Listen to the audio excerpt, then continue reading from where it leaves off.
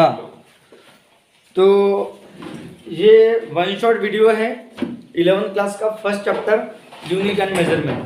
तो unit and measurement chapter number first, unit and measurement first chapter है। और ये चैप्टर जिसको आ गया, इस चैप्टर से एक ना एक क्वेश्चन आता है। नीट की एग्जाम हो, जेई की एग्जाम हो, एमएसटी सीटी के एग्जाम में तो नहीं आता उतना, लेकिन उसका में भी आ जाता है ऑर्डर ऑफ मैग्नीट्यूड के ऊपर। लेकिन जो नीट की एग्जाम होती है, जेई की एग्जाम होती है, उसमें एक क्वेश्चन कंपलसरी आता है यूनिट एंड मेजरमेंट के ऊपर, ठीक है। और यूनिट एंड मेजरमेंट अगर आपको आ गया तो बाकी के जो चैप्टर है, चाहे 11th के हो या 12th के हो, उसमें इसका बहुत ज़रूरत है, इसकी चैप्टर की बहुत ज़रूरत है। तो ये चैप्टर आप लोगों को आना चाहिए। अब मेजरमेंट हम डेली लाइफ में करते हैं, तो मेजरमेंट किसका करते हैं, मेजरमेंट होता क्या है? तो मेजरमेंट कुछ नहीं है, कंपैरिजन है, ठीक है। अब किसके साथ में कंपैरिजन? हम मेजरमेंट किसका करते हैं? तो हम मेजरमेंट करते हैं फिजिकल क्वांटिटी का। तो सबसे पहले सवाल उठता है कि फिजिकल क्वांटिटी क्या होती है, ठीक है। तो सबसे पहले बात करेंगे फिजिकल क्वांटिटी, क्योंकि हम मेजरमेंट किसका करते हैं? फिजिकल क्वांटिटी का करते हैं, ठीक है। तो फिजिकल क्वांटिटी क्या होती है? तो फिजिकल क्वांटिटी वो प्रॉपर्टी है मटेरियल बॉडी की जिसको हम गिन सकते हैं। फिजिकल क्वांटिटी क्या है? तो प्रॉपर्टी है, बोला the property of material body, property of material body जिन्हें हम गिन सकते हैं। प्रॉपर्टी ऑफ मटेरियल बॉडी मतलब ये एक मटेरियल बॉडी है, इसके अंदर बहुत सारी प्रॉपर्टी है। इसमें प्रॉपर्टी क्या है? ये इतनी एक है, ये इसका साइज इतना है, फिर ये इतनी है, फिर ये बोर्ड इतना है, ये रूम इतना बड़ा है, ठीक है। तो ये जो प्रॉपर्टी है, कोई इतनी है, कोई इतनी है, ऐसी ये जो प्रॉपर्टी है, इस प्रॉपर्टी को हमने नाम दे दिया लेंथ। इसको क्या नाम दे दिया? लेंथ। साइंटिस्ट लोगों ने इसको समझने के लिए नाम दे दिया लेंथ। फिर ये एक प्रॉपर्टी है, ये थोड़ी सी हल्की है, ये थोड़ी उससे भी भारी है, इससे भी भारी है। तो इसमें क्या है? तो इसमें मास कम है, इसमें मास ज़्यादा है, और इसमें मास और भी ज़्यादा है, इस बोर्ड में और भी मास ज़्यादा है। तो मास एक प्रॉपर्टी है, टाइम एक प्रॉपर्टी है, ठीक है। मटेरियल बॉडी की बहुत सारी प्रॉपर्टी है। जैसे कि कोई बॉडी है, उसको काम करने के लिए कम समय लग रहा होगा, कोई एक बॉडी या मशीन होगी जिसको काम करने के लिए ज़्यादा टाइम लग रहा होगा, ओके। तो ये सब क्या है? प्रॉपर्टी है, और इन प्रॉपर्टी को हम गिन सकते हैं। जैसे कि इस बोर्ड की लेंथ गिनना है मुझे, ठीक है। तो गिनना यानी मेजरमेंट करना यानी क्या होता है? कंपैरिजन करना। जैसे कि ये एक क्वांटिटी, ये भी एक लेंथ है, इस लेंथ को मैंने नाम दे दिया मीटर, मान लो ये 1 मीटर है। तो इसकी अगर ये मेरे लिए अननोन लेंथ है, ये कितना मीटर है मेरे को नहीं पता, तो मैं क्या करूंगा? इसका मेजरमेंट करने के लिए मैं मेजरमेंट करना है ना, कंपैरिजन करना। तो कंपेयर करूंगा, ये 1, ये 2, ये 3, ये 4, ये 5, ये 6, ये 7, तो 7 मीटर है मानूंगा इस बोर्ड की लेंथ। अगर मैं इसको 1 मीटर माना तो मतलब इसकी लेंथ इस मार्कर के लेंथ से कितने टाइम से? 7 टाइम से मानूंगा। ये है मेजरमेंट करना। मेजरमेंट करना है ना, कुछ नहीं है, कंपैरिजन करना। किसके साथ में? तो नॉन फिजिकल क्वांटिटी को अननोन फिजिकल क्वांटिटी के साथ में, ठीक है। तो चलो देखते हैं आगे कि फिजिकल क्वांटिटी क्या होती है। तो वो प्रॉपर्टी मटेरियल बॉडी की विच कैन बी, जिनको हम क्या कर सकते हैं? विच कैन बी मेजर्ड, जिनको हम क्या कर सकते हैं? मेजर कर सकते हैं। And can be used to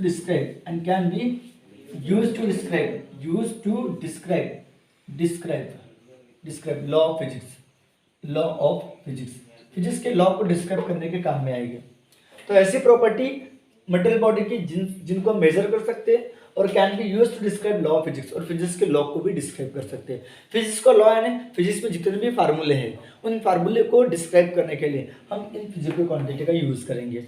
जैसे कि न्यूटन्स लॉ ऑफ ग्रेविटेशन, ये फिजिक्स का law, Newton's law of gravitation physics का क्या एक लॉ है, जिसमें g m1 m2 अपॉन में क्या होता है? r²। ये मैंने मास है, m2 यानी भी मास है, m1 m2 ये भी मास है, r यानी डिस्टेंस यानी लेंथ है।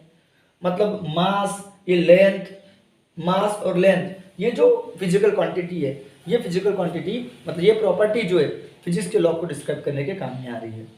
तो ऐसी प्रॉपर्टी जो फिजिक्स के लॉ को डिस्क्राइब करने के काम में आएगी और जिनको हम मेजर करेंगे, उन प्रॉपर्टीज को हम क्या बोलते हैं? फिजिकल क्वांटिटी बोलते हैं। तो उनको हम बोलेंगे इच कॉल्ड फिजिकल क्वांटिटी, उस प्रॉपर्टी को बोलेंगे फिजिकल क्वांटिटी। याद हो गया? सबको समझ में आ गया कि ऐसी प्रॉपर्टी मटेरियल बॉडी की जिन्हें हम मेजर कर सकते हैं और फिजिक्स के लॉ को डिस्क्राइब करने के काम में आती है, उन प्रॉपर्टी को अपन क्या बोलते हैं, फिजिकल क्वांटिटी। इसके एग्जांपल क्या है, इसके एग्जांपल क्या है, लेंथ होगा, लेंथ एक एग्जांपल हो गया, मास एक एग्जांपल हो गया, टाइम, एटीसी, ये सब के सब क्या है, फिजिकल क्वांटिटी है। ठीक है, अब फिजिकल क्वांटिटी को रिप्रेजेंट कैसे करते हैं, तो फिजिकल क्वांटिटी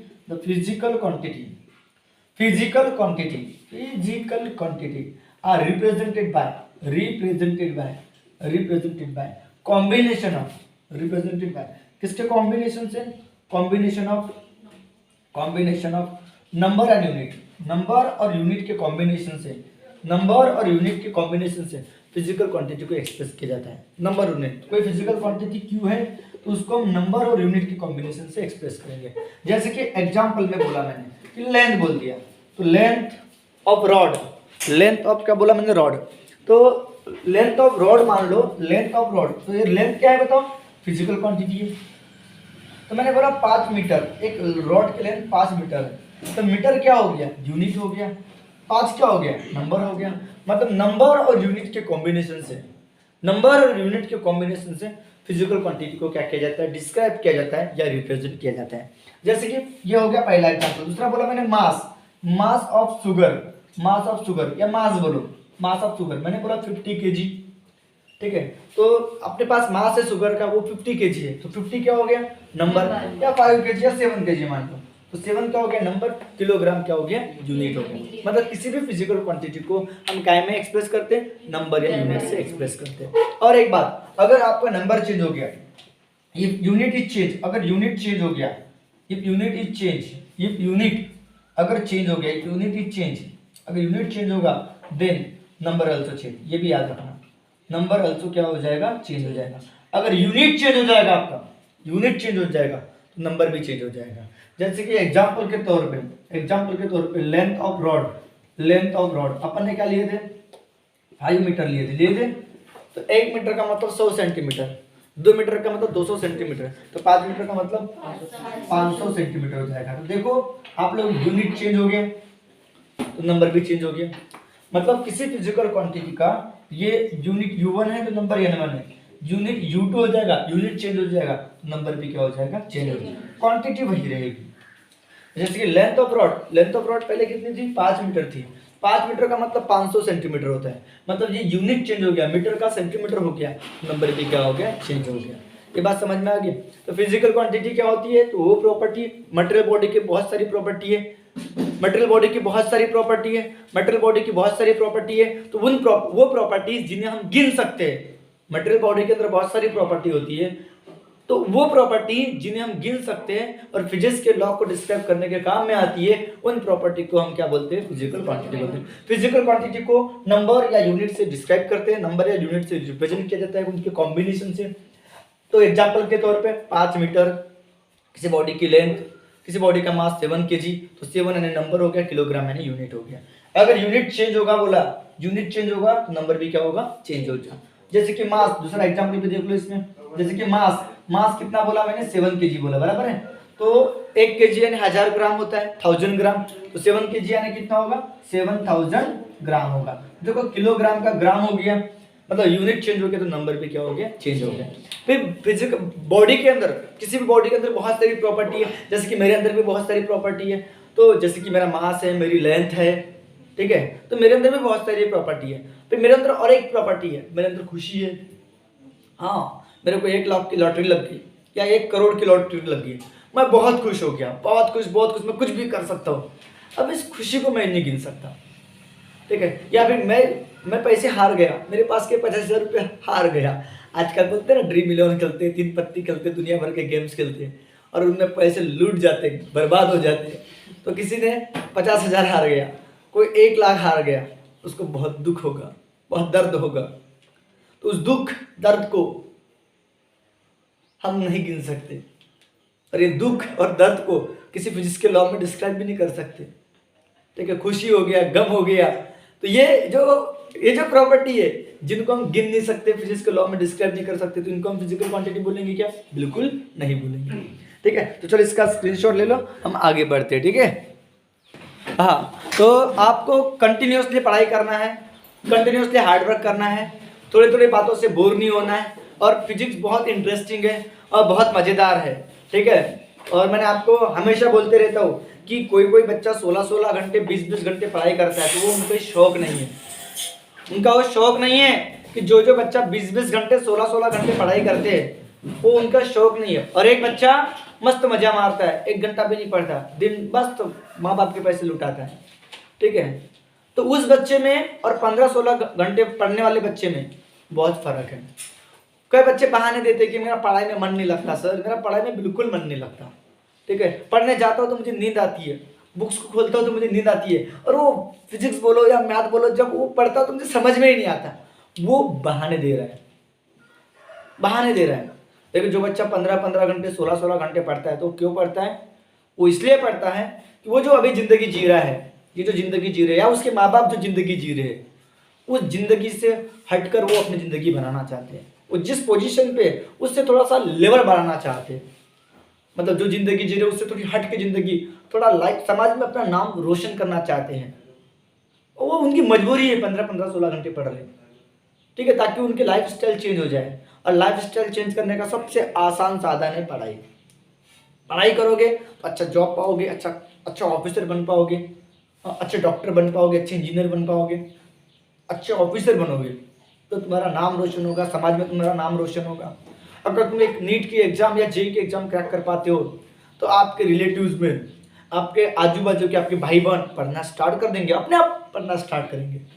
और खास करके तो लड़कियां भाई, ठीक है, लड़कियों को बहुत ज़्यादा पढ़ाई करना पड़ता है, बहुत ज़्यादा, क्योंकि वो किसी ना किसी के दबाव के अंदर में रहते हैं। जब 5 साल के, 10 साल के, 20 साल के होने तक, मतलब जवान होने तक, शादी होने तक अपने माँ बाप के दबाव में रहना पड़ता है। फिर शादी होने के बाद में अपने पति, अपने सास ससुर के दबाव में रहना पड़ता है। लेकिन वही लड़की अगर बहुत ज़्यादा मेहनत करती है, पढ़ाई करती है, अच्छी जॉब हासिल करती है तो उसमें फ्रीडम रहेगा, फ्रीडम रहेगा, उसको कोई दबाव में, वो किसी के दबाव में नहीं रहेगी, वो अपनी लाइफ जी सकती है।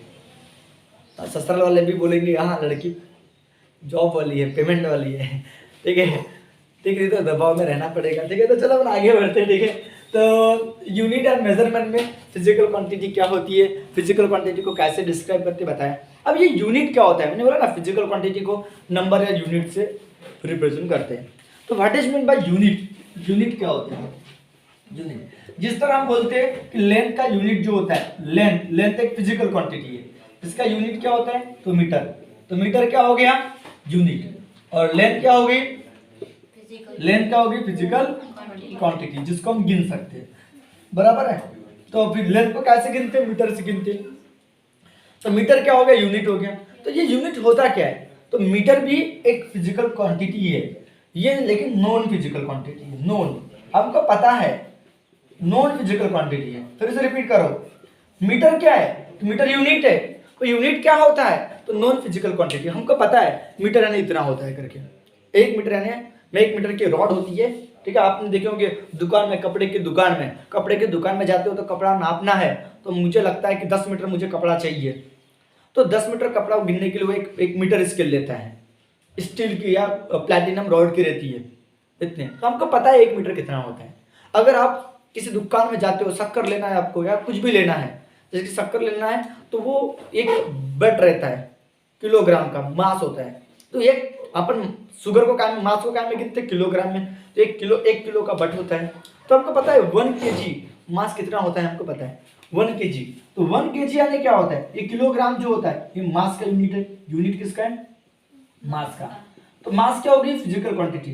तो किलोग्राम भी क्या है, फिजिकल क्वांटिटी, लेकिन कौन सी फिजिकल क्वांटिटी, नॉन। हमको पता है कि 1 किलो यानी कितना होता है, हमको पता है कि 1 मीटर यानी कितना होता है। अब इस बोर्ड की लेंथ कितनी है नहीं पता, इस रूम की लेंथ कितनी है नहीं पता, इस रूम की जो विड्थ है या लेंथ जो भी है, ये लेंथ हमको नहीं पता। तो वो जो रूम की जो लेंथ होगी, ये रूम की लेंथ, मैंने बोला रूम की क्या बोला मैंने, एक लेंथ, एक कमरा है मेरे पास, इस कमरे की लेंथ क्या होगी नहीं पता, ठीक है। तो मुझे 1 मीटर यानी पता है कि मान लो 1 मीटर यानी इतना है। तो इस अब 1 मीटर बोले तो नॉन फिजिकल क्वांटिटी, और ये रूम की लेंथ मेरे लिए अननोन है, अननोन फिजिकल क्वांटिटी। तो नॉन फिजिकल क्वांटिटी, यूनिट क्या होता है, नॉन फिजिकल क्वांटिटी, जिसके मदद से मैं इस कमरे की लेंथ मतलब अननोन फिजिकल क्वांटिटी क्या कर सकता हूँ, गिन सकता हूँ। मतलब मीटर किसका यूनिट है? लेंथ का यूनिट है। तो लेंथ को लेंथ से गिन सकता हूँ, मतलब सेम, मतलब नॉन फिजिकल क्वांटिटी बोले तो same type of unknown physical quantity हम गिन सकते हैं। मतलब लेंथ से हम लेंथ ही गिन सकते हैं, लेंथ से मास नहीं गिन सकते। तो what is mean by unit? तो यूनिट यानी क्या होता है? Non physical quantity by which unknown physical same type of unknown physical quantity can be measured। तो उस नॉन फिजिकल क्वांटिटी को हम क्या बोलते हैं? यूनिट बोलते हैं। और इस नॉन फिजिकल क्वांटिटी को और एक नाम देते हैं रेफरेंस स्टैंडर्ड। इसी को क्या बोलते हैं? Reference standard. इसी को रेफरेंस स्टैंडर्ड बोलते हैं, जिसके मदद से हम अननोन फिजिकल क्वांटिटी हम गिन सकते हैं। ठीक है, तो व्हाट इज यूनिट? यूनिट यानी क्या होता है? Reference standard. रेफरेंस क्या बोला मैंने? स्टैंडर्ड, जिसको हम क्या बोलेंगे? नॉन फिजिकल क्वांटिटी बोलेंगे। Non physical quantity, physical quantity, non physical quantity which use to measure, जिससे हम मेजर कर सकते हैं। जिसका यूज किस लिए कर सकते हैं? Which use to measure same type of, मैंने बोला था सेम टाइप, मतलब लेंथ को लेंथ से गिन सकते हैं। तो सेम टाइप ऑफ क्या बोला मैंने? Same type of which use to measure same type of unknown physical quantity. Unknown physical quantity, unknown physical quantity, ठीक है, अननोन फिजिकल क्वांटिटी। फिर से मैं रिपीट कर रहा हूं कि रेफरेंस स्टैंडर्ड बोले तो non physical quantity use to measure same type of unknown physical quantity. हमारे पास नॉन फिजिकल क्वांटिटी है और उससे हम अननोन फिजिकल क्वांटिटी क्या करेंगे? मेजर करेंगे। तो मीटर यानी नॉन फिजिकल क्वांटिटी, और इस कमरे की लेंथ ये हमारे लिए अननोन फिजिकल क्वांटिटी है। तो उस नॉन फिजिकल क्वांटिटी की मदद से अननोन फिजिकल क्वांटिटी को क्या कर सकते हैं? मेजर कर सकते हैं। तो जो नॉन फिजिकल क्वांटिटी थी, रेफरेंस स्टैंडर्ड था, उसी को हम क्या बोलते हैं? यूनिट बोलते हैं। इसको यूनिट, बहुत आसान है, बहुत आसान है, बहुत आसान है, ठीक है, इसको हम यूनिट बोलेंगे। जैसे कि अब आपको मैं बता रहा हूँ कि यूनिट ऑफ लेंथ, तो यूनिट ऑफ लेंथ एग्जांपल के तौर पे बताओ। पहला एग्जांपल, मीटर एक यूनिट हो गया। तो मीटर इज यूनिट ऑफ क्या? लेंथ। लेंथ का यूनिट हो गया, बराबर है। फिर मैंने बोल दिया यूनिट के बाद में क्या ले लिया? मास का यूनिट क्या होता है? किलोग्राम। तो किलोग्राम इज यूनिट ऑफ क्या? मास। तो मास क्या हो गया? Physical quantity. लेंथ क्या हो गई? Physical quantity. और उसका यूनिट कौन हो गया? लेंथ का यूनिट मीटर, मास का यूनिट किलोग्राम। उसके बाद में third, second is unit of time. Unit of time. तो टाइम के दूसरे यूनिट भी होते हैं, मिनट, हावर, डे, ये भी टाइम के अदर यूनिट है, वो बड़े यूनिट है। लेकिन हम फिलहाल के लिए बात करेंगे सेकंड की। मास का यूनिट ग्राम भी है, मिलीग्राम भी है, टन भी है, लेकिन अब फिलहाल बात करेंगे किसकी? किलोग्राम की। अब बात करो कि यूनिट की कैरेक्टरिस्टिक्स क्या है? यूनिट कैसा होना चाहिए? कैरेक्टरिस्टिक्स ऑफ यूनिट, यूनिट के कैरेक्टरिस्टिक्स क्या है? तो पहला कैरेक्टरिस्टिक्स है कि यूनिट जो होना चाहिए वो यूनिवर्सली एक्सेप्टेड होना चाहिए। तो यूनिट जो होता है, इट शुड बी, इट यानी कौन? Unit. It should be universally यानी पूरे ब्रह्मांड में एक्सेप्टेड होना चाहिए। एक्सेप्टेड मतलब हर जगह चलना चाहिए। जैसे कि किलोग्राम इंडिया में चल रहा है, तो किलोग्राम पाकिस्तान में भी चलना चाहिए, अमेरिका में भी चलना चाहिए, हर जगह एक्सेप्ट होना चाहिए। नहीं तो हमारे इंडिया में चल रहा है पाव कुड़ो, कि मेरे को एक पाव चावल दे, एक कुड़ो चावल दे। मैं अमेरिका में जा रहा हूँ और उसको बोल रहा हूँ मुझे को एक पाव सब्जी का दे, मेरे को एक पाव भटा दे, और कंफ्यूज हो जाएगा, साला एक पाव बोल रहे हैं, एक पाव क्या होता है? तो उसको एक पाव नहीं समझता, उसको केजी समझता है, 1 kg, ठीक है। ग्राम समझता है उसको, 500 ग्राम, 200 ग्राम। एक पाव 2 पाव नहीं समझता। एक किलो जाके बोलोगे वहाँ पे तो हंसेगा, व्हाट इज 1 किलो, उन्हें व्हाट इज 1 किलो, वो 1 किलो बोलोगे तो 1 किलो दे देगा, ठीक है। तो कंफ्यूज नहीं होना चाहिए। तो याद रखना, यूनिट जो होता है यूनिवर्सली क्या होना चाहिए? एक्सेप्टेड होना चाहिए। It should not be change, ये चेंज नहीं होना चाहिए। It should not be change place to place change नहीं होना चाहिए। It should not be change place to place change नहीं होना चाहिए। तो यूनिट यूनिवर्सली एक्सेप्टेड होना चाहिए, ठीक है। ये प्लेस टू प्लेस चेंज नहीं होना चाहिए। तो और भी कैरेक्टरिस्टिक्स है, अभी फिलहाल के लिए 2 कैरेक्टरिस्टिक्स काफ़ी है। तो यूनिट क्या होता है, उसके कैरेक्टरिस्टिक्स मैंने आप लोगों को बता दिया, ठीक है। अब आगे बढ़ते हैं। अब बात करेंगे कि फिजिकल क्वांटिटी हमने देखे। अब फिजिकल क्वांटिटी के टाइप्स क्या होते हैं? तो फिजिकल क्वांटिटी के 2 टाइप्स होते हैं, ठीक है। हम जब फिजिकल क्वांटिटी देखें उसके 2 टाइप्स होते हैं, टाइप्स ऑफ फिजिकल क्वांटिटी, ठीक है। टाइप्स ऑफ फिजिकल, क्या बोला मैंने? क्वांटिटी बोला, ठीक है। फिजिकल क्वांटिटी के टाइप्स क्या होते हैं, ठीक है। तो फिजिकल क्वांटिटी के 2 टाइप्स होते हैं, एक होती है फंडामेंटल फिजिकल क्वांटिटी, एक होती है डिराइव्ड फिजिकल क्वांटिटी। तो पहले बात करेंगे fundamental physical quantity. Fundamental physical quantity क्या होती है? और एक होती है डिराइव्ड फिजिकल क्वांटिटी। दूसरी होती है derived physical quantity, derived physical क्या बोला मैंने, क्वांटिटी, एक डिराइव्ड फिजिकल क्वांटिटी, ठीक है। तो what is fundamental physical quantity, तो वो फिजिकल क्वांटिटी जो किसी पे डिपेंड नहीं रहेगी फॉर देयर मेजरमेंट। जैसे कि फॉर एग्जांपल मुझे किसी बॉडी की लेंथ गिनना है, तो लेंथ को गिनना है तो मुझे लेंथ की यूनिट क्या यूज करना पड़ेगा, बोले तो मीटर। मतलब इस रूम की लेंथ गिनना है तो मुझे लेंथ का सहारा लेना पड़ेगा, मैं मास से नहीं गिन सकता। वो किलोग्राम का जो बट होता है, मैं नहीं बोलूंगा इस रूम की लेंथ 10 किलो है, नहीं बोल सकता। इस रूम की लेंथ 2 मीटर 3 मीटर ही बोल सकता हूँ। मतलब लेंथ को लेंथ से ही गिन सकते हैं, लेंथ किसी पे डिपेंड नहीं है।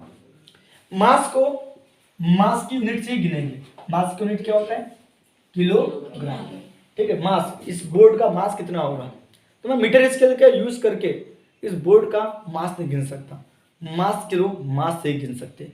तो मास भी किसी पे डिपेंड नहीं है। तो ऐसी physical quantity, the physical quantity, ऐसी physical quantity, the physical quantity which does not depend, कभी डिपेंड नहीं होगी एनी अदर फिजिकल क्वांटिटी, किसी अदर फिजिकल क्वांटिटी के ऊपर, any other physical quantity for their measurement, उसके क्या के लिए, मेजरमेंट के लिए, ओके, मेजरमेंट के लिए।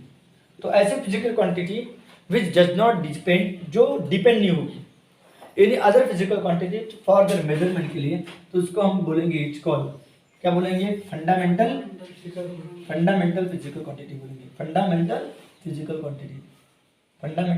क्वांटिटी, ठीक है, फंडामेंटल फिजिकल क्वांटिटी। तो ये होती है फंडामेंटल फिजिकल क्वांटिटी। एग्जाम्पल के तौर पे क्या है, तो एग्जाम्पल के तौर पे लेंथ, ठीक है, मास, ठीक है, टाइम, ये आपकी फंडामेंटल फिजिकल क्वांटिटी। और भी है, तो दुनिया में 7+2 फंडामेंटल फिजिकल क्वांटिटी है, ठीक है, देखेंगे आगे, ठीक है। अब इसके फंडामेंटल यूनिट क्या होते हैं, what is mean by fundamental unit, ठीक है। तो यूनिट जो रहेंगे, unit of fundamental physical quantity, तो यूनिट ऑफ क्या बोला मैंने, unit of fundamental physical quantity, fundamental physical quantity के जो यूनिट रहेंगे, unit of fundamental physical quantity, उनको हम क्या बोलेंगे, quantity, are called fundamental physical quantities लिखते हैं, क्वांटिटीज, ठीक है। यूनिट्स ऑफ फंडामेंटल यूनिट्स क्या होते हैं, तो units of fundamental physical quantity are called, उनको हम क्या बोलेंगे, आर कॉल्ड फंडामेंटल यूनिट्स बोलेंगे, आर कॉल्ड फंडामेंटल यूनिट्स बोलेंगे, ठीक है, यूनिट्स। तो फंडामेंटल फिजिकल क्वांटिटी की यूनिट्स को फंडामेंटल यूनिट्स बोलेंगे। एग्जांपल के तौर पे क्या होगा, लेंथ की यूनिट मीटर, मीटर एक फंडामेंटल यूनिट हो गया, किलोग्राम एक फंडामेंटल यूनिट हो गया, ठीक है, सेकेंड एक फंडामेंटल यूनिट हो गया, etc, ठीक है। फंडामेंटल यूनिट समझ में आ गया। अब डिराइव्ड फिजिकल क्वांटिटी क्या होती है, तो डिराइव्ड फिजिकल क्या क्वांटिटी क्या होती है, जैसे कि इसका एरिया, मेरे पास एक सरफेस है, ठीक है, रेक्टेंगुलर सरफेस है, इसका एरिया निकालना है। एरिया यानी क्या होता है, तो ये जो बाउंड्री के अंदर का जो रीजन होता है उसको क्या बोलते हैं, एरिया। तो एरिया डिपेंड किसके ऊपर है, इसका एरिया निकालना है मेरे को, तो इसका एरिया डिपेंड है ये वाली लेंथ पे। अगर ये लेंथ बढ़ जाएगी, देखो ये लेंथ बढ़ जाएगी तो एरिया बढ़ जाएगा। अगर इसकी जो ब्रेथ ये बढ़ जाएगी तो इसका एरिया बढ़ जाएगा। देखो एरिया बढ़ गया कि नहीं बढ़ गया, देखो, ठीक है। तो एरिया डिपेंड किसके ऊपर है, ये वाली लेंथ मल्टीप्लाई बाय ये वाली लेंथ, ठीक है। तो एरिया डिपेंड है लेंथ इनटू लेंथ है, मुझे ये वाली लेंथ गिनना पड़ेगा और ये वाली लेंथ गिनना पड़ेगी। ऐसी लेंथ को लेंथ बोलते हैं, ऐसी लेंथ को ब्रेड बोलते हैं। तो ब्रेड भी एक प्रकार की लेंथ ही है, ठीक है। एक कमरा है मेरे पास, कमरे में बंद है, ठीक है, क्या माल पानी है, पता नहीं, ठीक है। तो कमरा, एक खाली जगह जो होती है इसको वैल्यूम बोलते हैं। तो वैल्यूम किसके ऊपर डिपेंड है, ये वाली लेंथ पे डिपेंड है, ये वाली लेंथ पे डिपेंड है और ये वाली लेंथ पे डिपेंड है, ये वाली लेंथ पे डिपेंड है। तो इसको लेंथ बोलेंगे, इसको ब्रेड बोलेंगे, इसको हाइट बोलेंगे, ठीक है। ये जो खाली जगह होती है इस कमरा, तो कमरे की जो लेंथ बढ़ जाएगी तो खाली जगह बढ़ जाएगी, इस कमरे की हाइट बढ़ जाएगी तो खाली जगह बढ़ जाएगी, इस कमरे की जो विड्थ बढ़ जाएगी तो खाली जगह बढ़ जाएगी। वैल्यूम किसके ऊपर डिपेंड है, length into length into length, length की पावर 3 पे डिपेंड है, लेंथ की पावर 2 पे डिपेंड है, ठीक है। तो एरिया को गिनने के लिए लेंथ को गिनना पड़ेगा। तो एरिया डिराइव्ड फिजिकल क्वांटिटी है, एरिया डिपेंड है, ठीक है, लेंथ के ऊपर, ठीक है। जैसे कि किसी बॉडी की स्पीड निकालना है, स्पीड, तो एक घोड़ा भाग रहा है और एक हाथी भाग रहा है, तो घोड़े की जो स्पीड होगी ज़्यादा होगी, हाथी की स्पीड कम होगी, क्यों? क्योंकि घोड़ा ज़्यादा डिस्टेंस ट्रेवल कर रहा है, हाथी कम डिस्टेंस ट्रेवल कर रहा है गिवन टाइम में। ठीक है, कितना डिस्टेंस ट्रेवल कर रहा है बंदा गिवन टाइम में, उस पर स्पीड डिपेंड होती है। ठीक है, तो स्पीड को गिनना है मेरे को, तो बंदे ने कितना डिस्टेंस ट्रेवल किया और कितने टाइम में ट्रेवल किया, मतलब डिस्टेंस बोले तो लेंथ और टाइम बोले तो टी, वो मुझे मेजर करना पड़ेगा। मतलब स्पीड एक डिराइव्ड फिजिकल क्वांटिटी है। तो what is derived physical quantity? तो डिराइव्ड फिजिकल क्वांटिटी क्या होती है? ऐसी क्वांटिटी, ऐसी physical quantity, the physical quantity, तो ऐसी फिजिकल क्वांटिटी जो डिपेंड रहेगी, तो फिजिकल क्वांटिटी विच जो क्या रहेगी? डिपेंड्स रहेगी। किस पे डिपेंड्स रहेगी? डिपेंड्स ऑन एनी, ऑन किसके ऊपर? फंडामेंटल फिजिकल क्वांटिटी के ऊपर। ठीक है, the physical quantity which depends on, ऐसी फिजिकल क्वांटिटी जो डिपेंड रहेगी फंडामेंटल फिजिकल क्वांटिटी के ऊपर, फंडामेंटल फिजिकल क्वांटिटीज के ऊपर। ओके, तो ऐसी फिजिकल क्वांटिटी जो डिपेंड होगी फंडामेंटल फिजिकल क्वांटिटीज के ऊपर फॉर देयर, उसके काय के लिए? मेजरमेंट के लिए, उसके मेजरमेंट के लिए। उनको हम क्या बोलेंगे? आर कॉल एच कॉल बोलेंगे, क्या बोलेंगे? Derived physical quantity. उनको हम डिराइव्ड फिजिकल क्वांटिटी बोलेंगे। ठीक है, डिराइव्ड फिजिकल क्वांटिटी। तो एग्जांपल के तौर पे क्या है? तो एरिया, एग्जांपल के तौर पे क्या है? एरिया, जो किस पे डिपेंड है? लेंथ की स्क्वायर पे डिपेंड है। ठीक है, उसके बाद वॉल्यूम बोला जो किस पे डिपेंड है? एल की क्यूब के ऊपर डिपेंड है। फिर बोला स्पीड, स्पीड बोला स्पीड नहीं क्या? स्पीड किसके ऊपर डिपेंड है? स्पीड। ठीक है, डिस्टेंस पे डिपेंड, डिस्टेंस हमें क्या होता है? लेंथ डिपेंड है। और टाइम बोले तो किस पे डिपेंड है? टी पे डिपेंड है। ओके डन, टाइम बोला टी पे डिपेंड। ओके डन, तो इसके यूनिट क्या होंगे? अब बताओ, बात करेंगे डिराइव्ड यूनिट क्या होते हैं। तो डिराइव्ड यूनिट किसे बोलेंगे? What is mean bye derived unit? Unit of derived physical quantity. Unit of क्या बोला मैंने? Unit of derived physical quantity, derived physical quantity.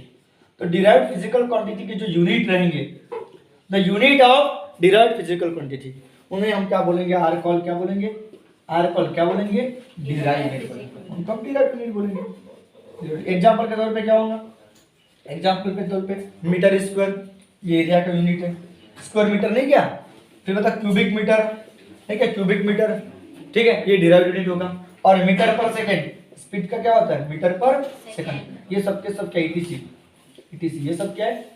Derived unit है। उम्मीद करता हूँ कि आप लोगों को समझ में आ गया होगा। ठीक है, तो what is fundamental physical quantity, what is derived physical quantity, आपको समझ में आ गया होगा। तो फंडामेंटल फिजिकल क्वांटिटी क्या होती है? डिपेंड होती है, sorry, fundamental physical quantity depend नहीं होती उनके मेजरमेंट के लिए, और डिराइव्ड फिजिकल क्वांटिटी डिपेंड होती है। किस पे डिपेंड होती है? फंडामेंटल फिजिकल क्वांटिटी के ऊपर डिपेंड होती है फॉर देयर मेजरमेंट। तो उम्मीद करता हूँ कि आप लोगों को समझ में आ गया होगा।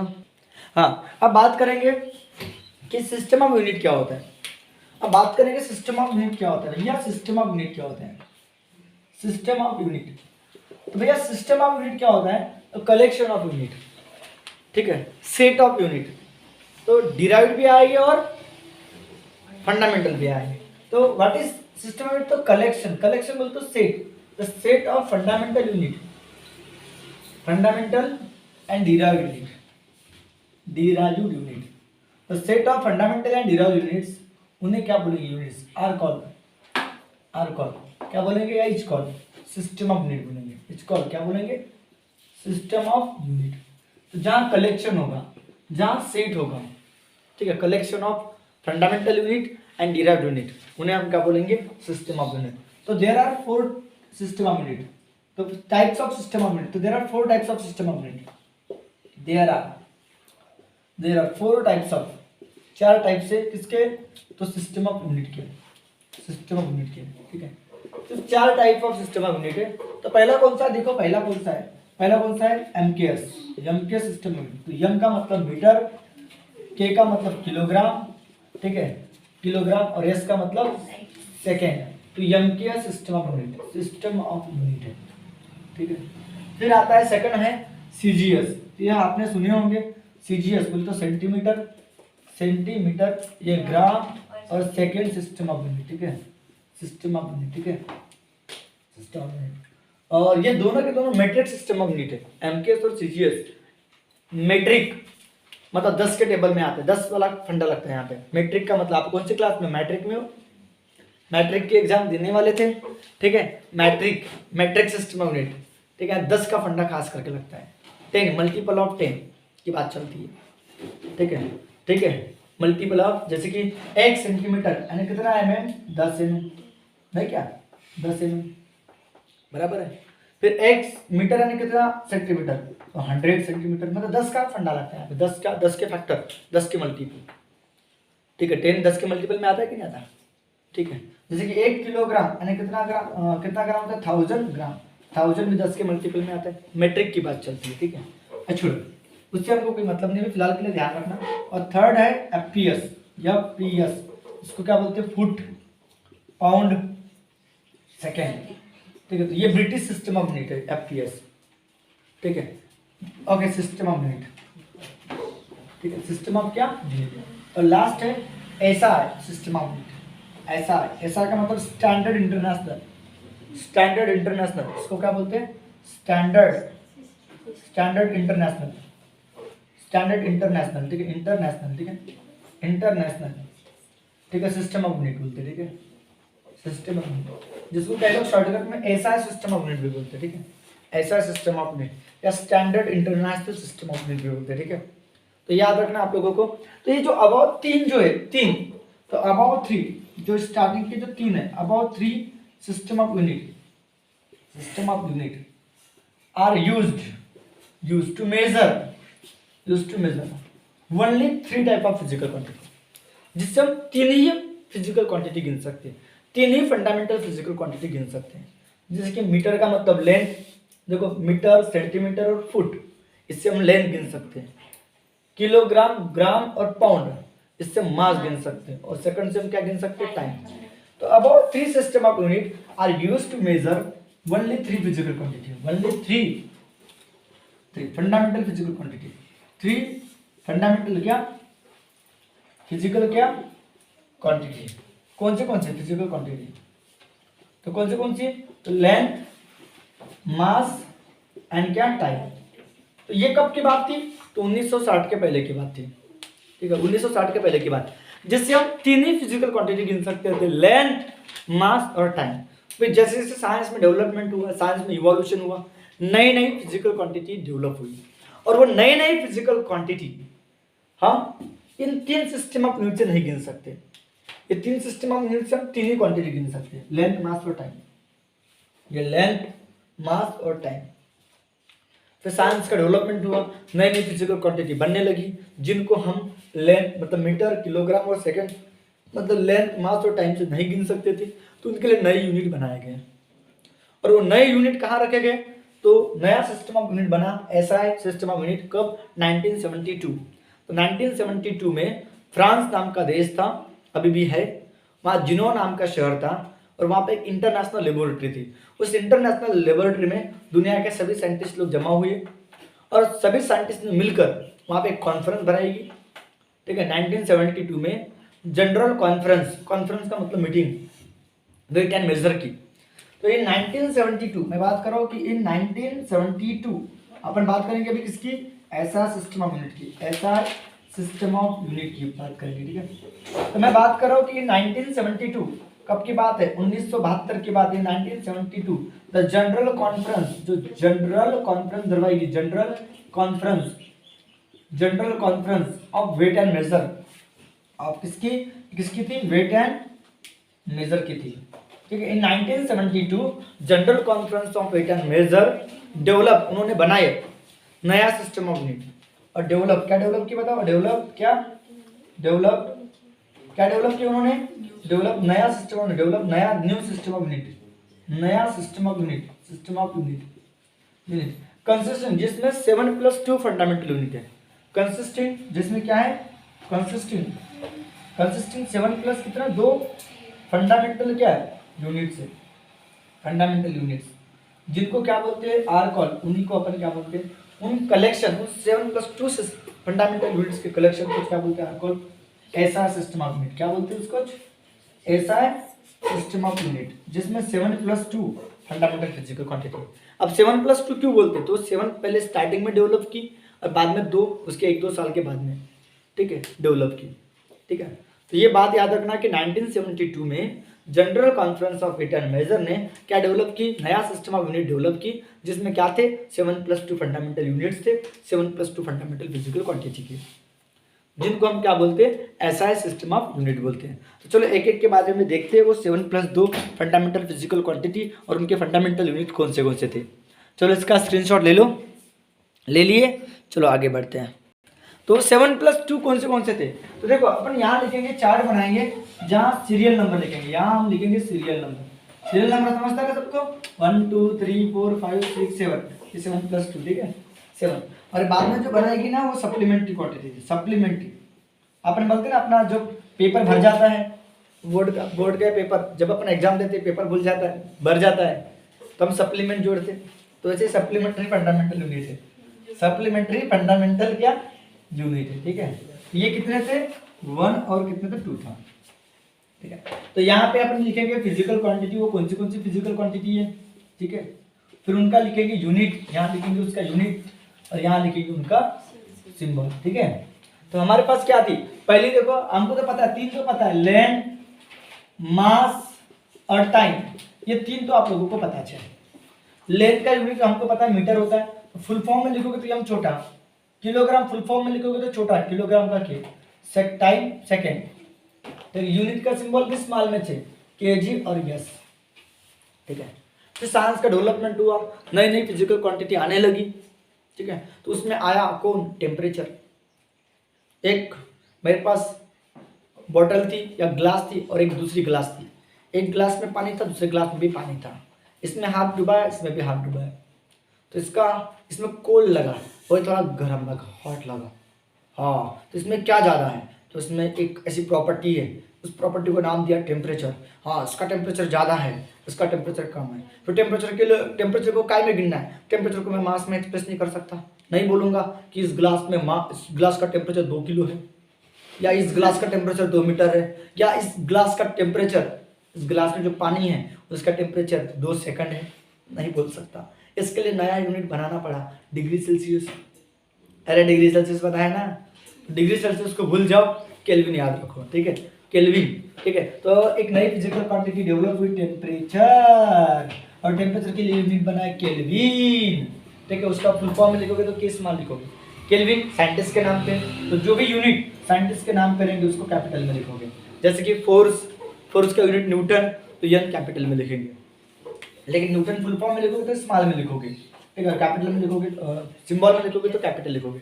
जो यूनिट साइंटिस्ट के नाम पे होता है, जो यूनिट साइंटिस्ट के नाम पे होता है, उसका सिंबल कैपिटल लेटर में लिखते हैं। ये बात आप लोगों को याद रखना है, ठीक है। फिर उसके बाद में और एक फिजिकल क्वांटिटी है इलेक्ट्रिक करंट। हाँ, झटका लगा, इलेक्ट्रिक करंट, ठीक है। एक बंदे ने हाथ पकड़ा एक वायर को, हाथ पकड़ा, खुला वायर था, थोड़ा सा झटका लगा, नहीं मरा, ठीक है। दूसरे बंदे ने उसको हाथ पकड़ा, चिपकच रहा, मोटर का वायर था, मर गया, ठीक है। उसमें इलेक्ट्रिक शॉक ज़्यादा था, इलेक्ट्रिक करंट। तो इलेक्ट्रिक करंट को लिए नया यूनिट बनाना पड़ा, और उसके लिए बनाया गया एम्पियर। क्या बनाया गया, एम्पियर। तो एम्पियर भी किसी साइंटिस्ट का नाम है, इसके लिए कैपिटल ही यूज करेंगे, यस और नो। हाँ, फिर उसके बाद में इलेक्ट्रिक करंट के बाद में आया ल्यूमिनियस इंटेंसिटी। ल्यूमिनियस का मतलब चमक, गोल्ड ज़्यादा ल्यूमिनियस होता है, सोने का नाम लिया, नींद आती है मस्त, ठीक है। सोना है ना गोल्ड, और गोल्ड की चमक ज़्यादा होती है, ठीक है। चांदी, इनकी चमक ज़्यादा होती है, चमक, ठीक है। एक मेरे पास डिम बल्ब है, एक छोटा सा बल्ब है, ठीक है, और एक बड़ा सा बल्ब है, ठीक है। इसकी चमक ज़्यादा है, इसकी चमक कम है, ठीक है। इसकी चमक क्या ज़्यादा है, तो चमक यानी ल्यूमिनियस, और चमक की तीव्रता उसको बोलते हैं ल्यूमिनियस इंटेंसिटी। चमक की तीव्रता उसको ल्यूमिनस इंटेंसिटी बोलते हैं, ठीक है। तो इसकी चमक मुझे गिनना है, तो मैं चमक गिन सकता हूँ क्या, तो हाँ गिन सकता हूँ। उसके लिए क्या करना पड़ेगा, तो एक ब्लैंक पेपर लेना पड़ेगा, सफ़ेद वाला, दोनों तरफ उसके ग्रीस लगाना पड़ेगा। एक ब्लैंक पेपर लेना पड़ेगा, ठीक है। एक ब्लैंक पेपर ले लिया, दोनों तरफ ग्रीस लगा दिया, और उसके आगे में, इस बल्ब के आगे में, बल्ब को चालू रखा, कैंडल रखा, एक कैंडल रखा, ग्रीस का दाग नहीं मिटा, दूसरी कैंडल रखा, ग्रीस का दाग नहीं मिटा। ऐसे 10-20 कैंडल लेने के बाद में दोनों तरफ की ग्रीस का दाग मिट गया। मतलब इस बल्ब में कितनी चमक है, 20 कैंडल की चमक है। और इसके सामने जब रखा तो 5 कैंडल में ग्रीस का दाग मिट गया। तो इस बल्ब पे कितनी चमक है, 5 कैंडल की चमक है, ठीक है।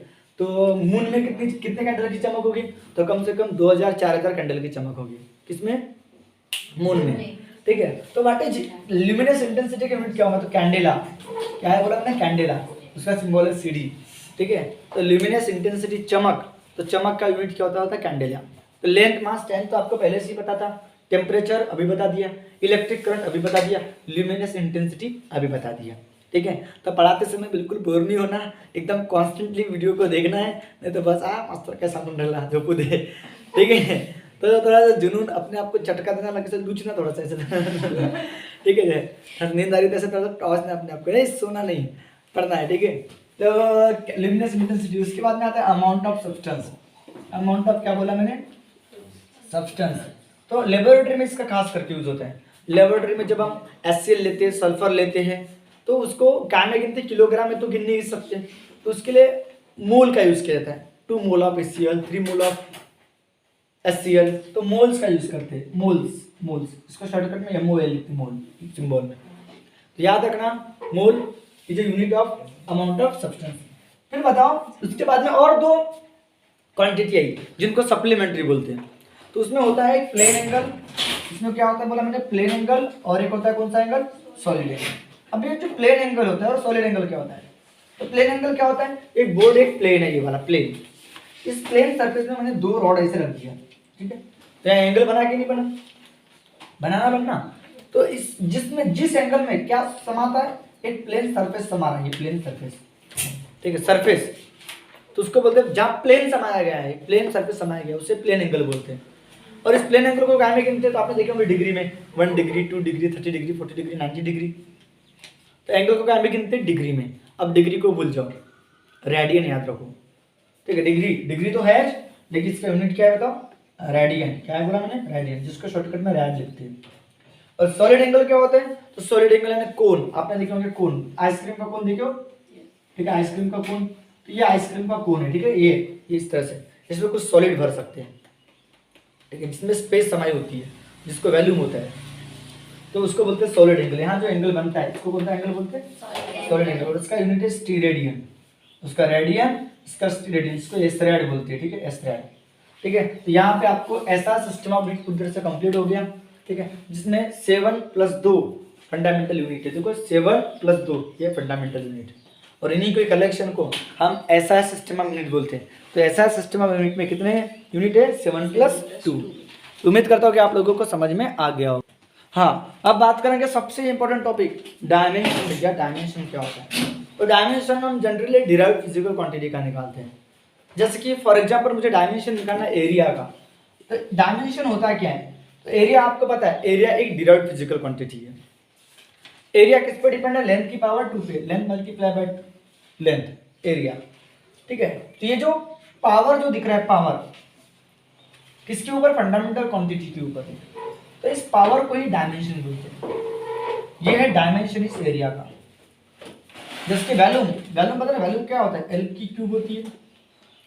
ये जो पावर दिख रहा है, पावर, तो power raised on fundamental physical quantity, जिससे मैं इसका यूनिट निकाल सकता हूँ। इसके यूनिट क्यूबिक मीटर, लेंथ को मीटर में गिनते हैं, मीटर क्यूब, इसका हम यूनिट निकाल सकते हैं, मीटर स्क्वायर। तो what is dimension, dimension of physical quantity, उसको इस तरह से डिफाइन किया गया है, इज डिफाइंड एज, उसको इस तरह से डिफाइन किया गया है, तो वो क्या है, पावर है, डिफाइंड एज, तो पावर दिख रहा है, पावर रेज्ड ऑन, जो रेज्ड है किसके ऊपर, रेज्ड ऑन किसके ऊपर, fundamental physical quantity, fundamental physical quantity के ऊपर। ओके, तो डायमेंशन ऑफ फिजिकल क्वांटिटी कुछ नहीं है, is the power raised on fundamental physical quantity, fundamental physical quantity के ऊपर, physical quantities in order to determine, इसलिए in order to determine unit of physical quantity. ये हमारे पास फिजिकल क्वांटिटी है, इसका डायमेंशन यानी पावर जो रेज्ड है फंडामेंटल फिजिकल क्वांटिटी के ऊपर, in order to determine unit of given physical quantity. इस फिजिकल क्वांटिटी का मैं क्या निकाल सकता हूँ, unit, in order to determine unit of क्या, physical quantity, unit of physical quantity, ठीक है। तो इसको लगाने की जरूरत नहीं है, क्योंकि मैंने डिफाइंड एज पहले लिख दिया था, पहले से लिख दिया, ठीक है, बात समझ में। अब बताओ, डायमेंशन निकालने के लिए फंडामेंटल फिजिकल क्वांटिटी का पावर का यूज करना पड़ेगा, तो फंडामेंटल फिजिकल क्वांटिटी को एक सिंबल से रिप्रेजेंट करना पड़ेगा। तो टू डिटरमाइन, क्या डिटरमाइन करने के लिए, डायमेंशन को डिटरमाइन करने के लिए, टू डिटरमाइन, क्या डिटरमाइन करने के लिए बोला मैंने, टू डिटरमाइन डायमेंशन, डायमेंशन निकालने के लिए, डायमेंशन ऑफ फिजिकल क्वांटिटी निकालने के लिए, to determine dimension of physical quantity, तो किसी फिजिकल क्वांटिटी के डायमेंशन निकालने के लिए हम फंडामेंटल फिजिकल क्वांटिटी को रिप्रेजेंट करेंगे। फंडामेंटल क्या बोला मैंने, फिजिकल क्वांटिटी को क्या करेंगे, रिप्रेजेंट करेंगे। क्वांटिटी रिप्रेजेंटेड बाय सिंबल, उनको कुछ सिंबल से क्या करेंगे, रिप्रेजेंट करेंगे। जैसे कि एग्जांपल के तौर पे लेंथ के लिए हम क्या यूज करेंगे, सच दैट भी लिख सकते हैं, सच दैट। जैसे कि लेंथ के लिए हम एल यूज करेंगे, कैपिटल एल। मास के लिए क्या यूज करेंगे, कैपिटल एम यूज करेंगे। टाइम के लिए क्या यूज करेंगे, कैपिटल टी यूज करेंगे टाइम के लिए, ठीक है। फिर टेम्परेचर के लिए क्या यूज करेंगे, टेम्परेचर। तो टेम्परेचर के लिए टी यूज नहीं कर सकता क्योंकि टाइम के लिए टी हो गया। तो टेम्परेचर का यूनिट क्या होता है, केल्विन, तो उसको हम के यूज कर सकते हैं, के, ठीक है। फिर बताओ हम करंट का, इलेक्ट्रिक करंट के लिए क्या यूज कर सकते हैं, इलेक्ट्रिक करंट। तो इलेक्ट्रिक करंट के लिए कई लोग एम्पेयर यूज कर सकते हैं या कई लोग आई भी यूज कर सकते हैं। करंट को हम आई से भी डिनोट करते हैं उसका डायमेंशन निकालने के लिए, ठीक है। किसी फिजिकल क्वांटिटी में आ सकता है करंट। करंट किसमें आएगा, वोल्टेज का हम लोग करंट इनटू रेजिस्टेंस, अरे होता है ना। तो उस समय डायमेंशन निकालते समय आई का यूज होगा या एम्पेयर का यूज होगा, ठीक है। इलेक्ट्रिक करंट उसके अंदर क्या था, ल्यूमिनियस इंटेंसिटी। तो ल्यूमिनियस इंटेंसिटी के लिए एल भी यूज नहीं कर सकते क्योंकि एल लेंथ के लिए हो गया। इंटेंसिटी का आई भी यूज नहीं कर सकते क्योंकि इलेक्ट्रिक करंट के लिए हो गया। तो ल्यूमिनस इंटेंसिटी का यूनिट क्या होता है, कैंडेला। तो कैंडेला का यूज करोगे सी। एंड अमाउंट ऑफ सब्सटेंस क्या था, अमाउंट ऑफ सब्सटेंस का यूनिट क्या होता है, मोल। तो उसका सिंबल डायमेंशन के लिए मोल यूज करेंगे, ठीक है। और प्लेन एंगल, सॉलिड एंगल एक डायमेंशनलेस क्वांटिटी है। प्लेन एंगल और सॉलिड एंगल की डायमेंशन नहीं होती, याद रखना। एक बात याद रखना, उनका डायमेंशन नहीं होता, उनका डायमेंशन में यूज होती ही नहीं और उनका डायमेंशन होता है नहीं। ये आप लोगों को याद रखना है। Plane angle, solid angle, radian और स्टेरेडियन, उनका डायमेंशन नहीं होता। ये आपको नोट में याद रखना है, एग्जाम में पूछा जाएगा, ठीक है। एमसीक्यूज में हम एमसीक्यूज वैसे स्टार्ट करने वाले थे इसी चैप्टर के, ठीक है। उसके बाद में चलो अब डायमेंशनल फार्मूला क्या होता है, what is mean bye dimensional formula. तो डायमेंशनल फार्मूला क्या होता है बबुआ, डायमेंशनल फार्मूला क्या होता है, जैसे कि मुझे एरिया का डायमेंशन निकालना है, एरिया का डायमेंशनल फार्मूला निकालना है। तो डायमेंशनल फार्मूला ऑफ एरिया, जैसे कि फॉर एग्जांपल मुझे डायमेंशनल फार्मूला किसका निकालना है, एरिया। तो एरिया का फार्मूला आप लोगों को पता है, एरिया का फार्मूला क्या होता है, लेंथ का स्क्वायर होता है। अरे एरिया का फार्मूला लेंथ का स्क्वायर होता है। तो डायमेंशन ऑफ एरिया क्या होगा, डायमेंशनल फार्मूला। जो डायमेंशनल फार्मूला होगा किसका, एरिया का, बराबर है। तो क्या होगा, एरिया स्क्वायर ब्रैकेट में लिखेंगे, इसको बोलते हैं डायमेंशन ऑफ एरिया बोलते हैं, ठीक है। तो इसको जनरली एक्सप्रेस करते हैं, डायमेंशनल फार्मूला को एमएलटी के फॉर्म में एक्सप्रेस करते हैं, याद रखना। तो एरिया मास पे डिपेंड है क्या, नहीं है। तो मास की पावर 0, लेंथ के डिपेंड है, लेंथ की पावर 2, टाइम पे डिपेंड नहीं है, 0। तो मैंने आपको बताया डायमेंशन ऑफ फिजिकल क्वांटिटी क्या है, power raised on fundamental physical quantity, उसी को तो डायमेंशन बोलते हैं ना। तो डायमेंशनल फार्मूला क्या होता है, डायमेंशनल फार्मूला क्या होता है, तो एक एक्सप्रेशन है, क्या है, एक एक्सप्रेशन है जिसमें fundamental physical quantity with appropriate power written in a square bracket without comma. तो डायमेंशनल फार्मूला क्या है, इज एन एक्सप्रेशन है, एक एक्सप्रेशन है, एक क्या एक्सप्रेशन है जिसमें इन विच देखो फंडामेंटल फिजिकल क्वांटिटी जनरली मास, लेंथ और टाइम लेते हैं। तो इन विच फंडामेंटल क्या बोला मैंने, फंडामेंटल फिजिकल क्वांटिटी, दिख रही फंडामेंटल फिजिकल क्वांटिटी विद कैसे एप्रोप्रिएट पावर, दिख रहा है एप्रोप्रिएट पावर भी है, विद एप्रोप्रिएट पावर रिटर्न इन, क्या में रिटर्न किया गया है, return in square bracket without comma, square bracket return in square bracket without क्या, विदाउट एनी कॉमा, बिना किसी कॉमा के, ठीक है। तो एक एक्सप्रेशन है। तो एग्जांपल के तौर पे मैंने आपको बता दिया, एरिया का फार्मूला लिख दिया। उसी तरह आप स्पीड की भी बात कर सकते हो। स्पीड का फार्मूला क्या होता है बताओ, डिस्टेंस अपॉन क्या, टाइम, बराबर। डिस्टेंस यानी क्या होता है, लेंथ, और टाइम यानी क्या होता है, टी। इसको आप डायमेंशनल फार्मूला लिख सकते हो। डायमेंशनल फार्मूला ऑफ स्पीड क्या होगा, डायमेंशनल फार्मूला इसका तो आप स्पीड का लिख सकते हो। तो स्पीड का डायमेंशनल फार्मूला क्या होगा, dimension of speed square bracket में v लिखोगे, ठीक है। मास है क्या यहाँ पे, नहीं है, 0। लेंथ है क्या, तो हाँ पावर 1, और टाइम है क्या, तो हाँ -1 होगा। क्यों, क्योंकि अपॉन में, जो भी अपॉन में रहेगा तो t का पावर 1 है, ऊपर जाएगा तो -1 हो जाएगा, ठीक है। तो ये आप लोगों को याद रखना है, डायमेंशनल फार्मूला ऑफ स्पीड।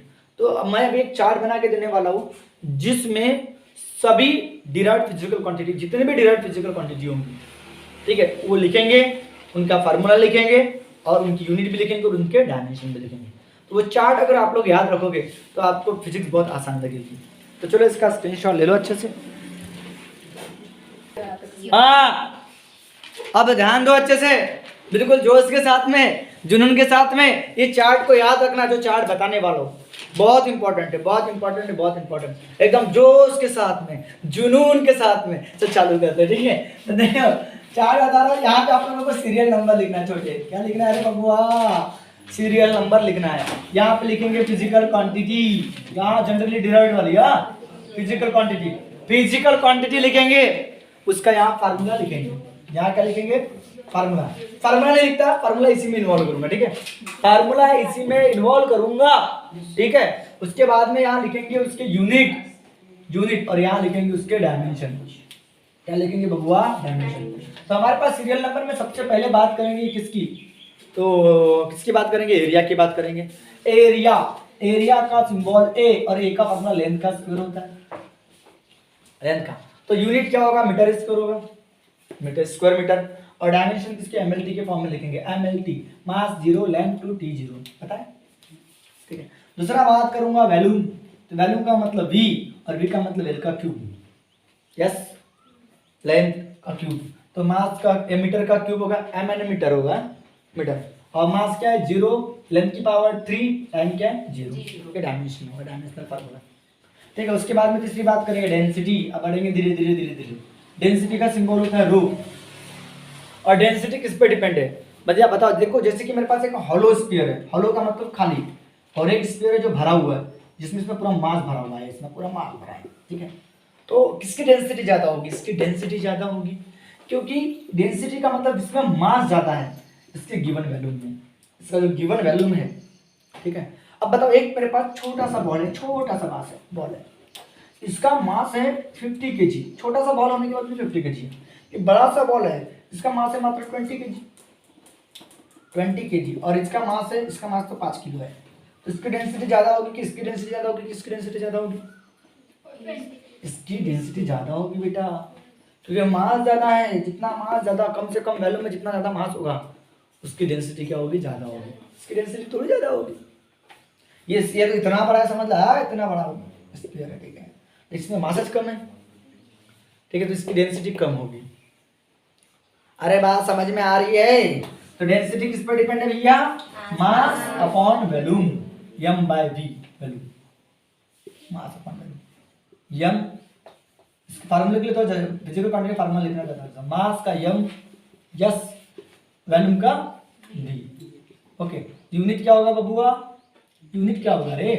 तो मास का केजी, वॉल्यूम का मीटर क्यूब, तो पर मीटर क्यूब होगा।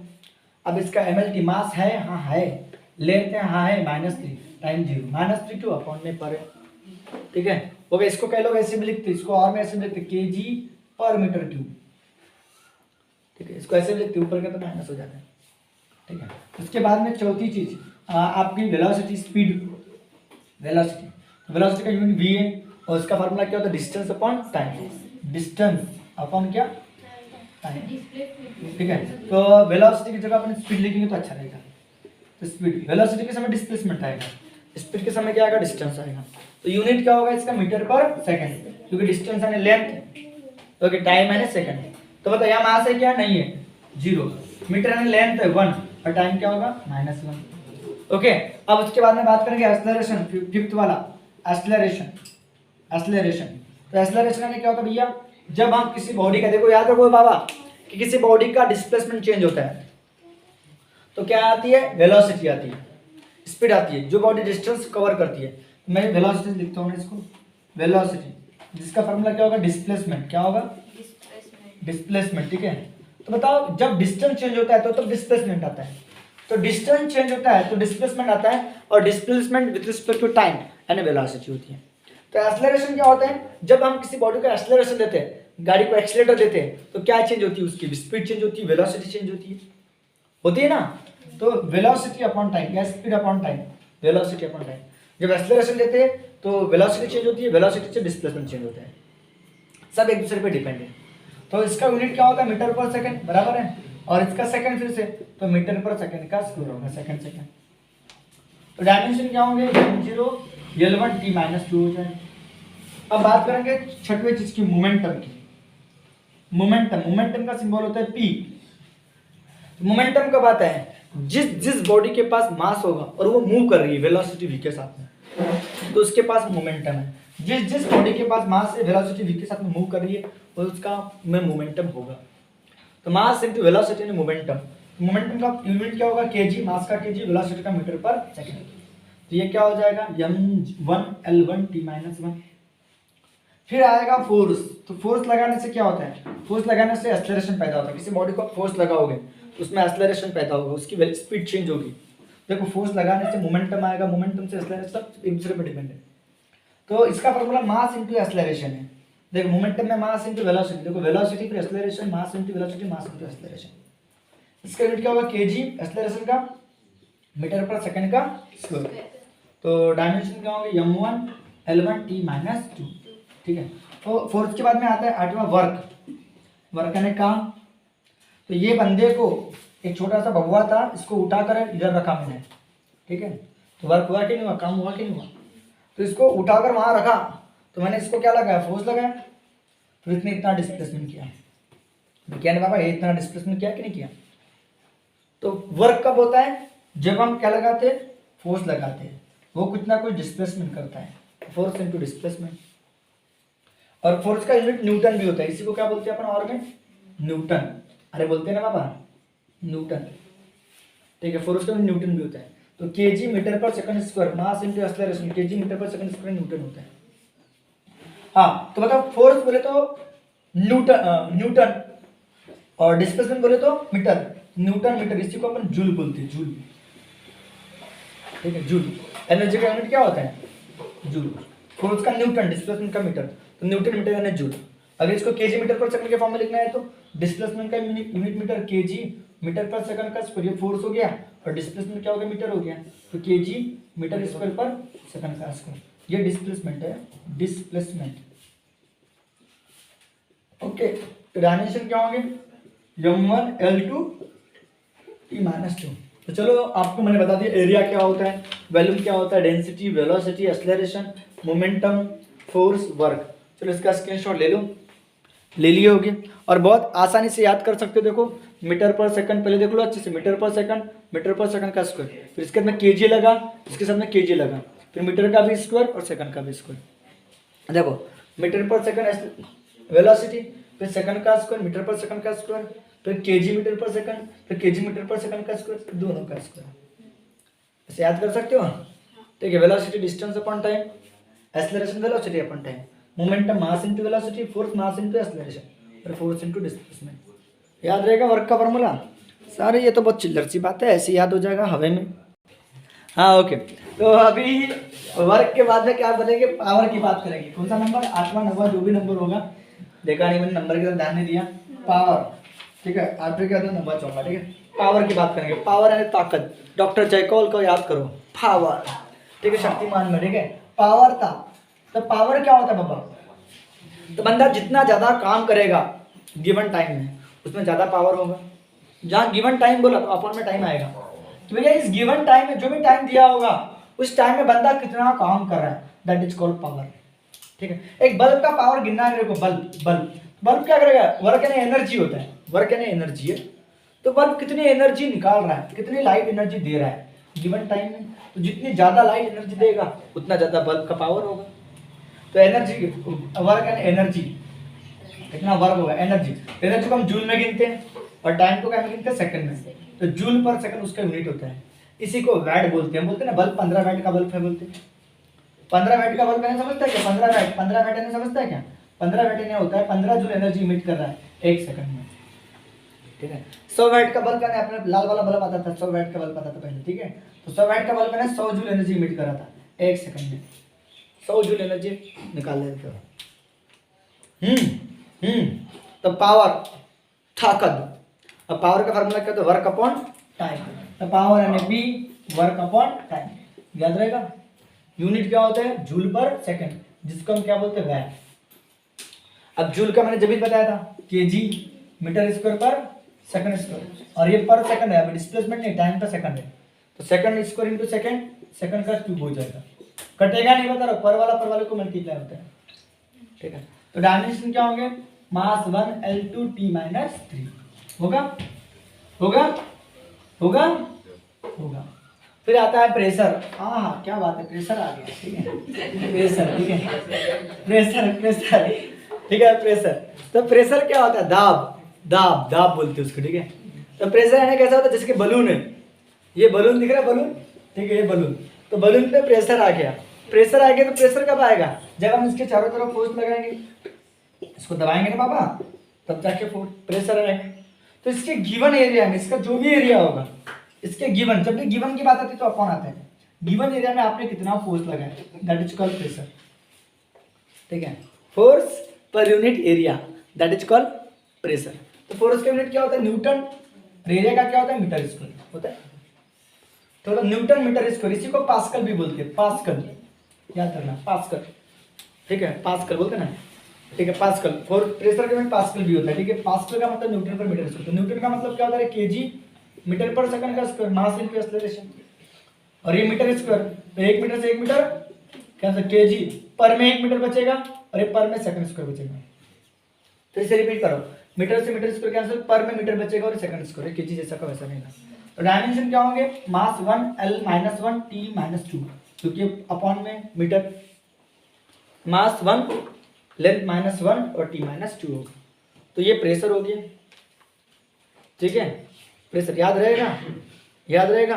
चलो इसका स्क्रीनशॉट ले लो, काफ़ी इतनी सारी, बहुत सारा है, बहुत सारे यूनिवर्सल ग्रेविटेशनल कांस्टेंट भी बहुत सारे, वो बाद में अपन डिटेल में पढ़ेंगे तो इसे, तो इतनी सारी चीज़ें आप लोग याद रखो, इसका स्क्रीनशॉट ले लो, ठीक है। हाँ, ये डायमेंशन एनालिसिस की बात करेंगे, ठीक है, डायमेंशन एनालिसिस, तो डायमेंशन एनालिसिस का यूज देखेंगे अभी, डायमेंशन एनालिसिस, ठीक है, एनालिसिस, ठीक है। तो डायमेंशन का देखो पहला यूज क्या है, तो डायमेंशन की मदद से हम चेक कर सकते हैं कोई फिजिकल इक्वेशन करेक्ट है कि नहीं, तो टू चेक, पहला to check correctness of, to check correctness of okay given physical equation, आपके पास गिवन जो फिजिकल इक्वेशन है वो सही है क्या नहीं चेक कर सकते हो। अब फिजिकल इक्वेशन यानी क्या होता है, तो कोई भी फार्मूला एक फिजिकल इक्वेशन होगा, जैसे कि आप लोग देखते हो ना, काइनेटिक एनर्जी का फार्मूला 1/2 mv का स्क्वायर, ये एक फिजिकल इक्वेशन है, ठीक है, काइनेटिक एनर्जी का फार्मूला। पोटेंशियल एनर्जी का फार्मूला आपने देखे होंगे, mgh, मास ग्रेविटी के हाइट पे डिपेंड होता है, एक फिजिकल इक्वेशन है। और न्यूटन बाबा ने 3 फिजिकल इक्वेशन बताया था, काइनेमेटिकल इक्वेशन जिसे बोलते हैं, तो एक देखे होंगे, आपने याद होगा, आपको याद भी होगा कि मेरे अंदर अगर इनिशियल वेलोसिटी u है, टाइम के साथ में एक्सेलरेशन आ गया, टाइम के साथ में क्या आ गया बोला मैंने, एक्सेलरेशन आ गया, तो अब मेरे अंदर फाइनल वेलोसिटी भी आएगा, तो v = u + at, ये फार्मूला आप लोगों ने देखे होंगे। फिर उसके बाद में वेलोसिटी का स्क्वायर करोगे, ये सेकंड काइनेमेटिकल इक्वेशन, u का भी स्क्वायर होगा, और यहाँ पे a t की जगह s है डिस्प्लेसमेंट, और यहाँ पे ट्वाइस लगा है, ट्वाइस as, ये सेकंड काइनेमेटिकल इक्वेशन है। कभी भी हम पढ़ते हैं ना, सीरियसली पढ़ा करना, जो भी टीचर बताता है उसको फोकस करके अच्छे से ध्यान देने का, कि समझने की कोशिश करना। एक बार मैं जब लिखता हूँ तो अपने मन के मन में आप भी बोलने का, रिवीजन मारने का, हाँ इनिशियल वेलोसिटी u थी, टाइम के साथ में एक्सेलरेशन आ गया, एक्सेलरेशन आने से स्पीड चेंज हो जाती है, तो फाइनल वेलोसिटी v होगी। फिर वेलोसिटी का स्क्वायर, तो हाँ अपने मन में बोलना, वेलोसिटी का स्क्वायर, u का भी स्क्वायर, t की जगह बस s है, और आगे ट्वाइस लगा है, ट्वाइस as। और डिस्प्लेसमेंट, डिस्प्लेसमेंट का फार्मूला होता है, वेलोसिटी का डिस्प्लेसमेंट अपॉन टाइम होता है, तो डिस्प्लेसमेंट का फार्मूला वेलोसिटी इनटू टाइम होता है, तो इस वेलोसिटी को टाइम से मल्टीप्लाई कर दो, तो ut होगा, टाइम से मल्टीप्लाई करेंगे तो ये t का स्क्वायर होगा, t का स्क्वायर होगा, बस हाफ लगाया याद रखना। तो डिस्प्लेसमेंट का ut हाफ ऑफ at का square, ut half of at का स्क्वायर, ये सब क्या है, फिजिकल इक्वेशन है, ठीक है। ये न्यूटन का काइनेमेटिकल इक्वेशन बोलते हैं, मोशन की इक्वेशन, जो आपने 9th 10th में पढ़े हो, ठीक है, इनका प्रूफ भी है, तो प्रूफ बाद में बात करेंगे। तो कोई भी फिजिकल इक्वेशन करेक्ट है कि नहीं हम चेक कर सकते हैं, किसके मदद से, डायमेंशन के मदद से। इसके लिए आपको प्रिंसिपल ऑफ होमोजेनिटी पढ़ना पड़ेगा।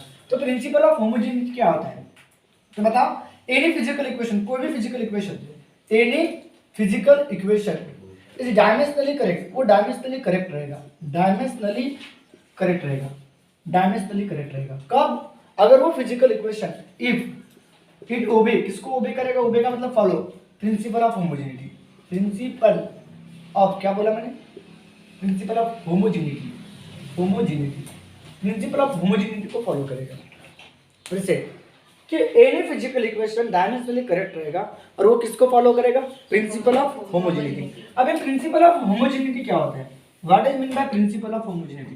तो प्रिंसिपल ऑफ होमोजेनिटी क्या बोलता है, प्रिंसिपल ऑफ होमोजेनिटी, होमोजेनिटी, ठीक है। तो होमोजेनिटी क्या बोलता है, प्रिंसिपल ऑफ होमोजेनिटी क्या बोलता है, प्रिंसिपल ऑफ होमोजेनिटी क्या बोलता है कि dimension of all the term of physical equation. एक फिजिकल इक्वेशन होगा, इस फिजिकल इक्वेशन में कितनी टर्म है, देखो u प्लस ए टी, इसमें 3 टर्म है, 1 2 3 टर्म, तो सभी टर्म का जो डायमेंशन होगा वो कैसा होगा, सेम होगा, उसे बोलते हैं प्रिंसिपल ऑफ होमोजेनिटी। तो principle of homogeneity state that, ये क्या स्टेट करता है, state that the dimension of all the term सभी टर्म का, all the term of given physical equation, given या of any physical equation, state that dimension of all the terms of physical equation should be same होना चाहिए, should be identical या should be same। तो ठीक है, सबका जो dimension रहेगा सभी टर्म का वो कैसा होना चाहिए, सेम होना चाहिए। तो ये जो प्रिंसिपल ऑफ होमोजेनिटी को जो फिजिकल इक्वेशन फॉलो करता है, ओबे करता है, वो डायमेंशनली क्या रहेगा, करेक्ट रहेगा। तो चलो एक एग्जांपल देखते हैं कि जैसे कि फॉर अ फिजिकल इक्वेशन, अपने पास एक फिजिकल इक्वेशन दिया है, फिजिकल इक्वेशन चेक करना है कि डायमेंशनली करेक्ट है क्या नहीं है। v equal to U plus A T दिया है, तो डायमेंशनली करेक्ट है क्या नहीं चेक करना है। v equal to U plus A T, ये आपके पास फिजिकल इक्वेशन है, ये डायमेंशनली करेक्ट है कि नहीं चेक करना है। तो कब रहेगा, जब इस टर्म के डायमेंशन, इस टर्म के डायमेंशन और इस टर्म के डायमेंशन, सबके डायमेंशन कैसा होना चाहिए, सेम होना चाहिए। तो नाउ अपन पहले वेलोसिटी के डायमेंशन निकालेंगे, डायमेंशन ऑफ वेलोसिटी, ठीक है। तो बताओ मास क्या होगा 0, एल क्या होगा 1t-1, क्योंकि metre per second velocity, metre per second. अब बताओ u के डायमेंशन, u की वेलोसिटी है, इसके भी डायमेंशन वही होंगे t-1। अब अपन at के डायमेंशन निकालेंगे, at के डायमेंशन, तो आपको एक्सेलरेशन का डायमेंशन निकालना पड़ेगा और टाइम के डायमेंशन निकालना पड़ेगा। तो एक्सेलरेशन क्या होता है, m0 l1t-2 metre per second का स्क्वायर होता है, और टाइम का क्या होगा, t की पावर 1 होगा। तो क्या हो जाएगा आंसर पूरा, तो बताओ m0 l1 और 2 में से 1 गया, तो t की पावर -1, क्योंकि -2 + 1 बेस सेम है तो एक बार लिखते हैं। तो देखो सबके डायमेंशन कैसा है, सेम है। तो बताओ क्या होगा, यहाँ पे डायमेंशन कैसे सबके सेम है, तो all the dimension of all the term, dimension of all the term of given physical equation, देखो गिवन फिजिकल इक्वेशन के सभी टर्म का जो डायमेंशन है कैसा, सेम है। तो dimension of all the terms of given physical equation कैसा है, फिजिकल इक्वेशन आर कैसे बताओ, सेम है। इसीलिए आपका given physical equation dimensionally correct है।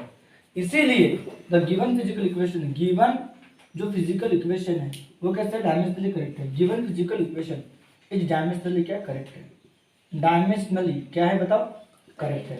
उम्मीद करता हूँ कि आप लोगों को समझ में आ गया होगा, डायमेंशनली करेक्ट है। तो फिर अगर आपको मैंने ये वाला क्वेश्चन दिया v² = u² बस प्लस ट्वाइस as, तो आप a और s के डायमेंशन निकालोगे, 2 के डायमेंशन नहीं निकालोगे, 2 कांस्टेंट है और कांस्टेंट के डायमेंशन नहीं होते, कांस्टेंट के डायमेंशन नहीं होते।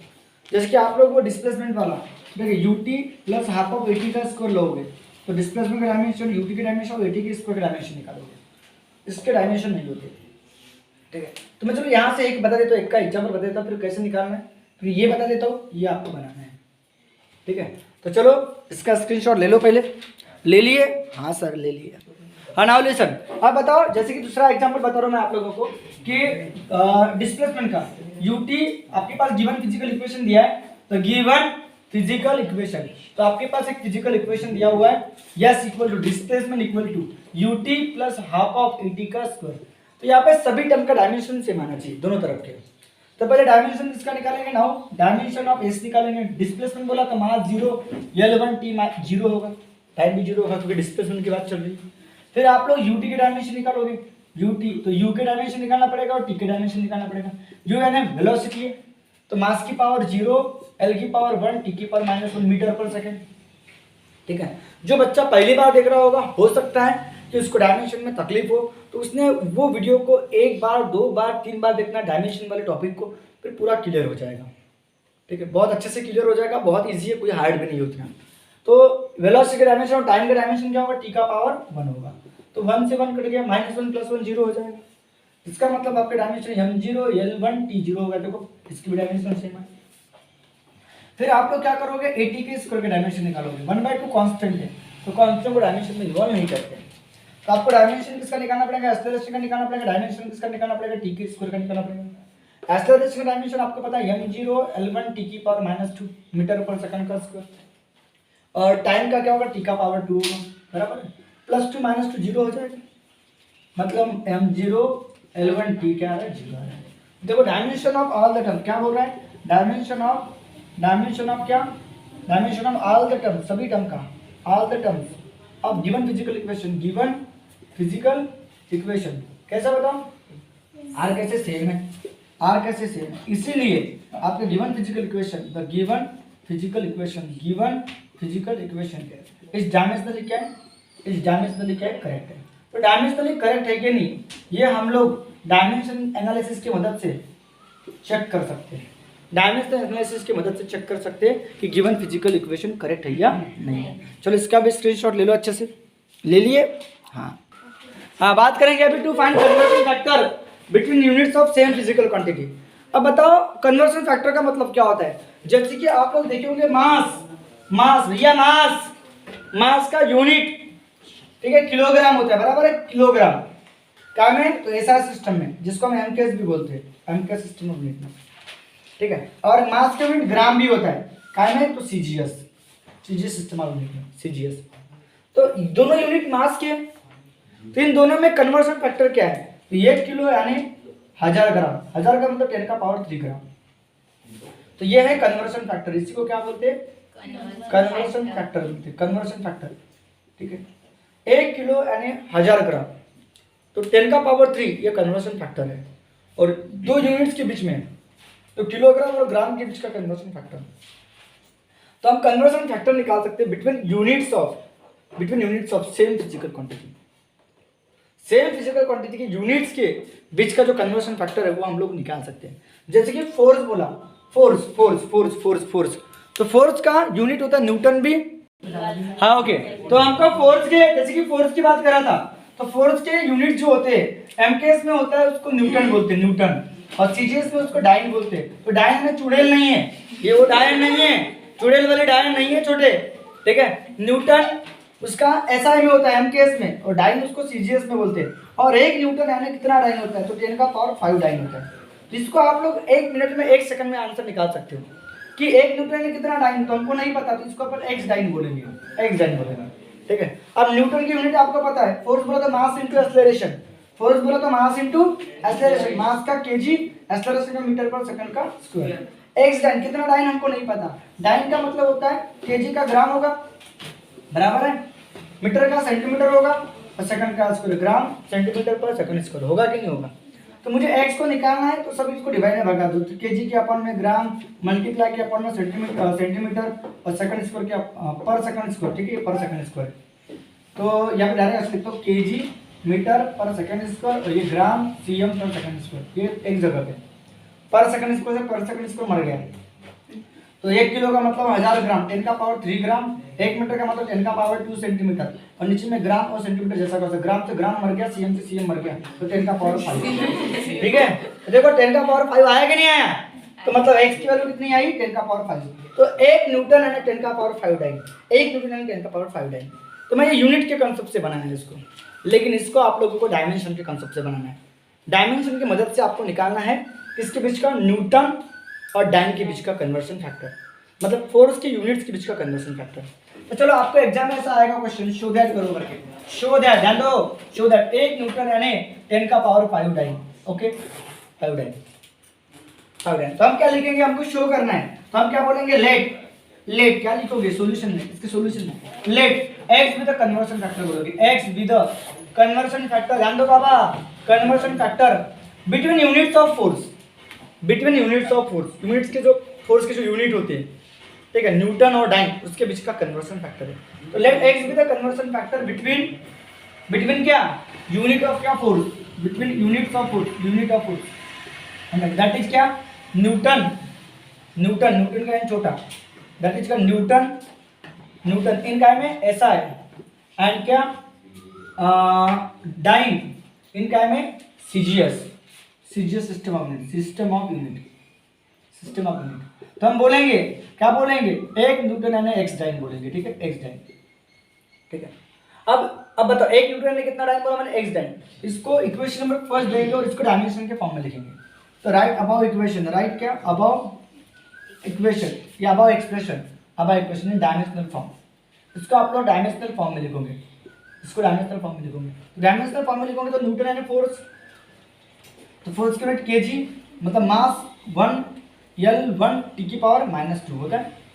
इसको 1 नाम देंगे, कंफ्यूजन नहीं होना चाहिए इसलिए, क्योंकि ये भी mlt के फॉर्म में आएगा, ये भी mlt के फॉर्म में आएगा। तो ये क्या होगा, m2 L2 और T2 1 -2 kg metre per second का स्क्वायर होगा। अब आप लोग बताओ, ये इंटरवल इसको डिवाइड में भगा दोगे, ये m1 के पावर 1 L1 की पावर 1 T2 की पावर -2 अपॉन में ये m2 की पावर 1 L2 की पावर 1 और T2 की पावर -T1 है, ठीक है, और इक्वल टू x लिखोगे। तो देयरफॉर x है क्या हो जाएगा, x है ये भी पावर 1 ये भी पावर 1, m1 m2 दोनों की पावर 1, L1 by L2 दोनों की पावर 2 और T1 by T2 दोनों की पावर -2, ठीक है। आपको x को निकालना तो आराम से निकालोगे। x क्या हो जाएगा बेटा, तो m1 यानी kg है क्योंकि ये m का है, तो ये 1 kg होगा, नीचे का 1 ग्राम होगा, उसकी पावर 1 होगा। ये 1 मीटर होगा, वो 1 सेंटीमीटर, उसका पावर 1, और ये सेकंड होगा, ये भी सेकंड होगा, 1 सेकंड और ये 1 सेकंड, सेकंड उसका पावर कितना होगा, -2 होगा। तो बताओ केजी को क्या में कन्वर्ट करोगे, ग्राम में, 10 का पावर 3 ग्राम, नीचे में ग्राम, इनटू में पावर 1 है तो कोई मीनिंग ही नहीं, ये 10 का पावर 2 सेंटीमीटर, ये सेंटीमीटर, और 1 सेकंड से 1 सेकंड कैंसिल, तो 1 का पावर -2 रहेगा।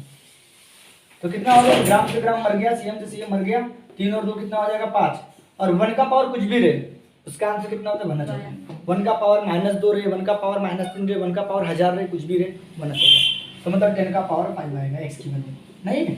Now equation number first become, आपका इक्वेशन नंबर क्या बन जाएगा, फर्स्ट बिकम, तो क्या बन जाएगा, देखो 1 न्यूटन कितना डाइन, तो 1 न्यूटन यानी x डाइन, x की वैल्यू कितनी आई, 10 का पावर 5 आएगा, ठीक है। तो ये बहुत इजी क्वेश्चन था, बहुत इजी है।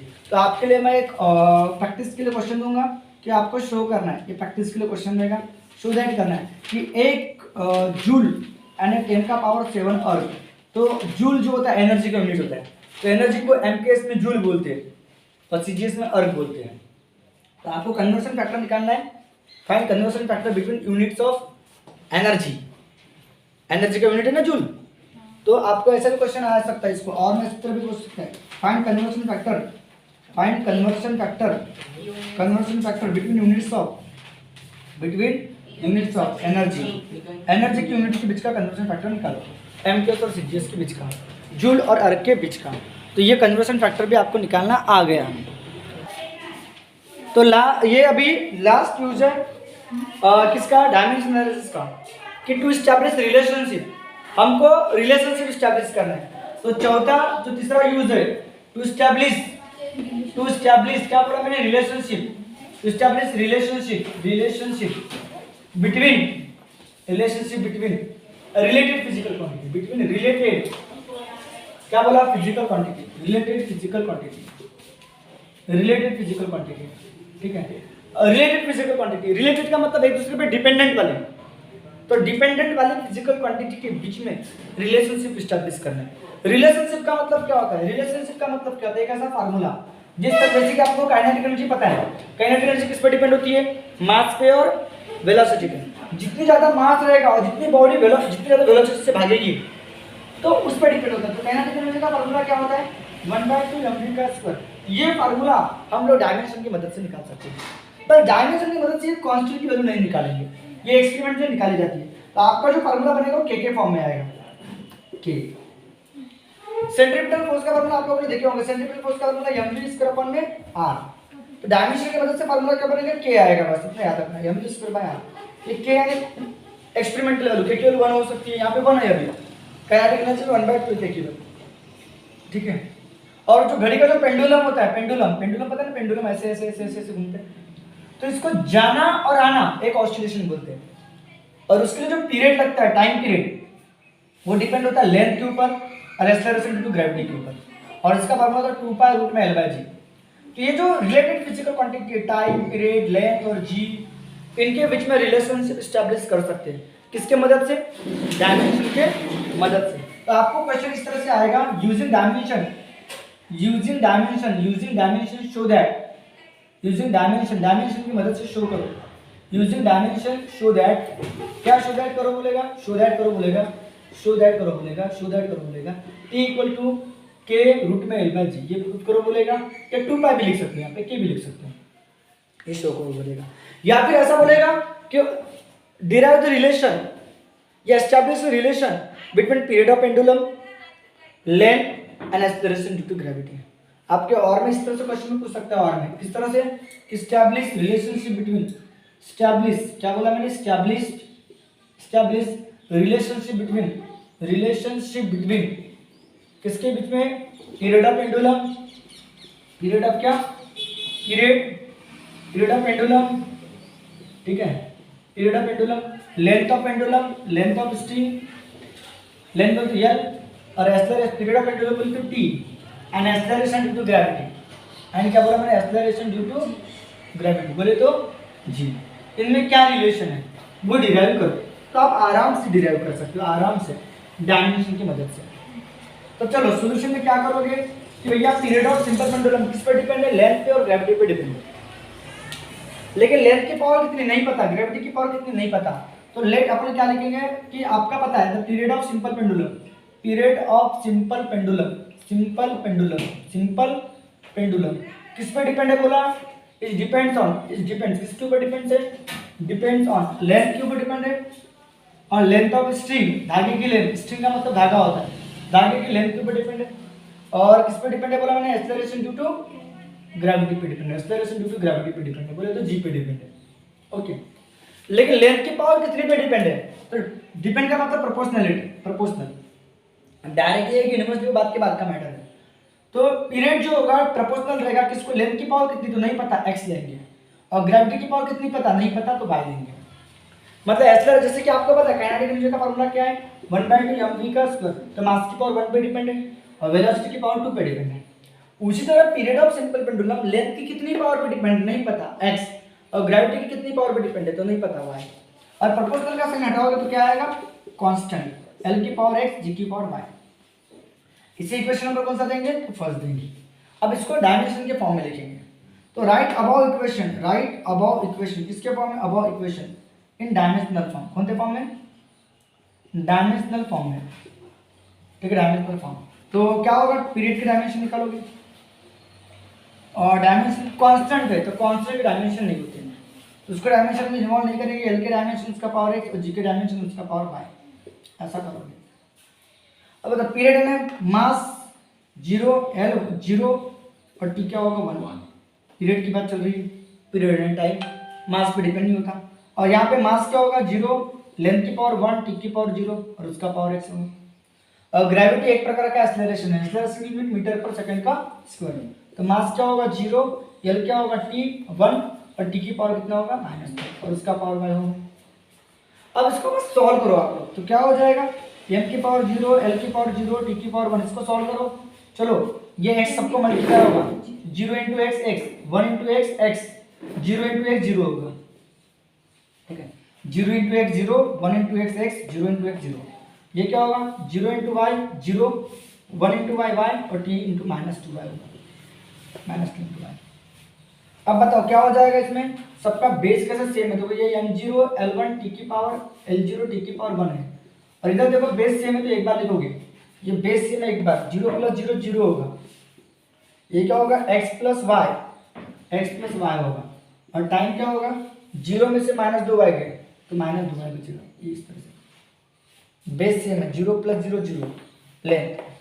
अब कंपेयर करोगे पावर, जैसे कि आपको पता है ना x का पावर 2 लिखते हो और 2 का पावर 2 लिखते हो, सॉरी 2 का पावर x लिखते हो, 2 का पावर 4 लिखते हो, तो x की वैल्यू 4 होती है। बेस सेम रहा तो पावर को कंपेयर करते दोनों तरफ के, तो x की वैल्यू 2 होगी। सेम उसी तरह यहाँ बेस दिख रहा है MLT, तो MLT के पावर को कंपेयर करोगे किसके? Power of MLT, power of क्या? MLNT को, तो वी गेट, हमको क्या मिल जाएगा? हमको मिल जाएगा इसका पावर 0, इसका पावर 0, तो मास के पावर को कंपेयर करने की जरूरत नहीं है। यहाँ पे लेंथ का पावर कितना है? x + y, इधर लेंथ का पावर 0, इक्वेशन नंबर फर्स्ट रहेगा, और यहाँ टी का पावर कितना है -2y, इधर टी का पावर कितना है 1। इक्वेशन नंबर, इसको सेकंड दोगे इसको थर्ड दोगे क्योंकि फर्स्ट हो चुका है इधर। ठीक है, तो फ्रॉम कहाँ से थर्ड से, देखो फ्रॉम कहाँ से थर्ड से आपको y की वैल्यू मिल रही है। y की वैल्यू क्या निकलेगी, डिवाइड में जाएगा तो -1/2 मिलेगी।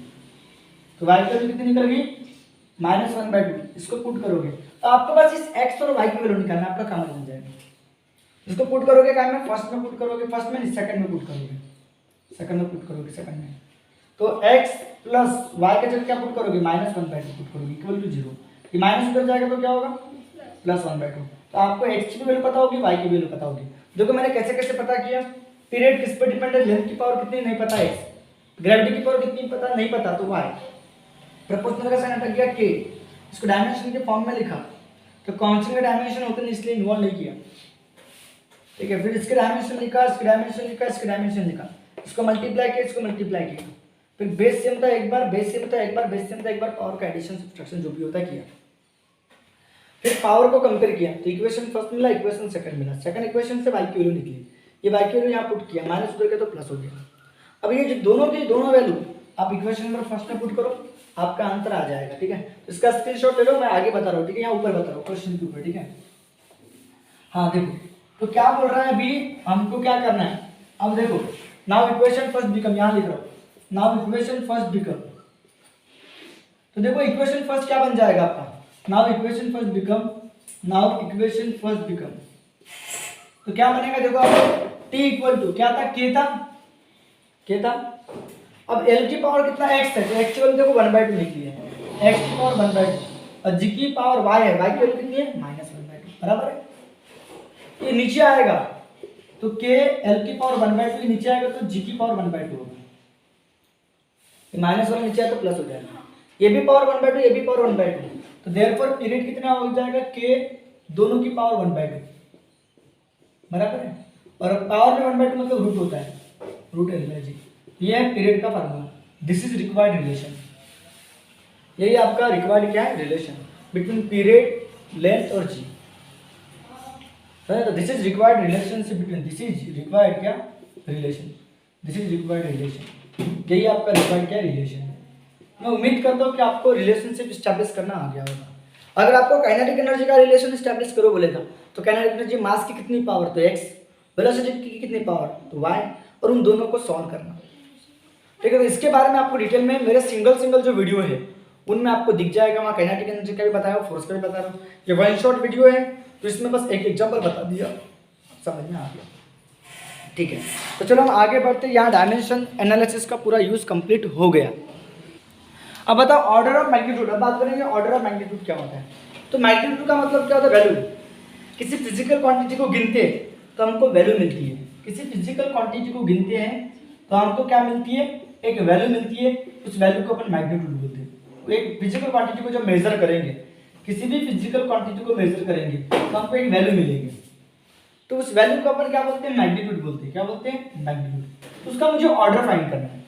ऑर्डर एक जैसे कि कोई फिजिकल क्वांटिटी होगी, जैसे कि अर्थ की रेडियस, अर्थ की रेडियस पता है, अर्थ की रेडियस कितनी होती है 6400 किलोमीटर, 6400 किलोमीटर, मतलब जमीन के अंदर 6400 किलोमीटर जाएंगे तब जाके अर्थ का सेंटर मिलेगा। अब किलोमीटर का मतलब 1000 मीटर होता है, मतलब 6400 किलोमीटर का मतलब 1000 मीटर। अब बताओ 64 के ऊपर कितने जीरो आएंगे, 3 और 2 कितने हो जाएंगे 5। अब ये वैल्यू याद करने में थोड़ी तकलीफ जाती है, ये जो मैग्नीट्यूड है इसको याद करने में थोड़ी तकलीफ जाती है, उसको ध्यान में रखने के लिए तकलीफ जाती है, इसलिए इसका ऑर्डर ऑफ मैग्नीट्यूड निकाला जाता है। तो ऑर्डर ऑफ मैग्नीट्यूड यानी क्या होता है, ये जो मैग्नीट्यूड है फिजिकल क्वांटिटी का, इसको हम राउंडिंग ऑफ करेंगे किसके पावर में, तो इंटीग्रल पावर ऑफ 10, ये जो n है ना इंटीग्रल पावर ऑफ 10 में एक्सप्रेस करेंगे। मतलब मैग्नीट्यूड ऑफ फिजिकल क्वांटिटी हम एक्सप्रेस करेंगे a × 10 to the power n में एक्सप्रेस करेंगे। तो जो इंटीग्रल पावर ऑफ जो 10 है इसी को हम ऑर्डर बोलते हैं, ये जो n है इसी को ऑर्डर बोलते हैं, इस इंटीग्रल को हम ऑर्डर बोलते हैं। तो what is mean by order of magnitude, order of magnitude of physical quantity, order of magnitude of physical quantity, physical quantity is defined as, उसको इस तरह से डिफाइन किया गया है, इज डिफाइंड एज, देखो order of magnitude of physical quantity उसको इस तरह से डिफाइन किया गया है कि magnitude of physical quantity is defined as magnitude, क्या बोला मैंने, मैग्नीट्यूड ऑफ क्या बोला मैंने physical quantity, magnitude of physical quantity is rounding off, उसको हमने क्या कर दिया, राउंडिंग ऑफ कर दिया। राउंडिंग क्या बोलता है, ऑफ, राउंडिंग ऑफ, इसको राउंडिंग ऑफ कर दिया क्या में, nearest integral power of 10, nearest क्या बोला, नियरेस्ट इंटीग्रल पावर ऑफ क्या में 10 में, नियरेस्ट इंटीग्रल पावर ऑफ 10 में हमने उसको राउंडिंग ऑफ कर दिया।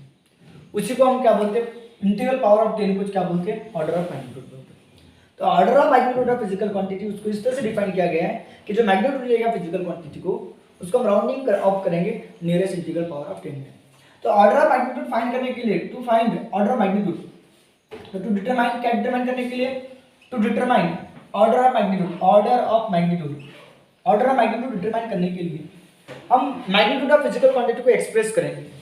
Magnitude of physical quantity comma लगाकर, मैग्नीट्यूड ऑफ फिजिकल क्वांटिटी, जो मैग्नीट्यूड रहेगा किसका, मैग्नीट्यूड ऑफ फिजिकल क्वांटिटी को, magnitude of physical quantity, magnitude of physical quantity जो एक्सप्रेस, उसको हम एक्सप्रेस करेंगे, एक्सप्रेस करेंगे, एक्सप्रेस क्या में, express in a into 10 to the power n में, मतलब a into 10 to the power n में एक्सप्रेस करेंगे।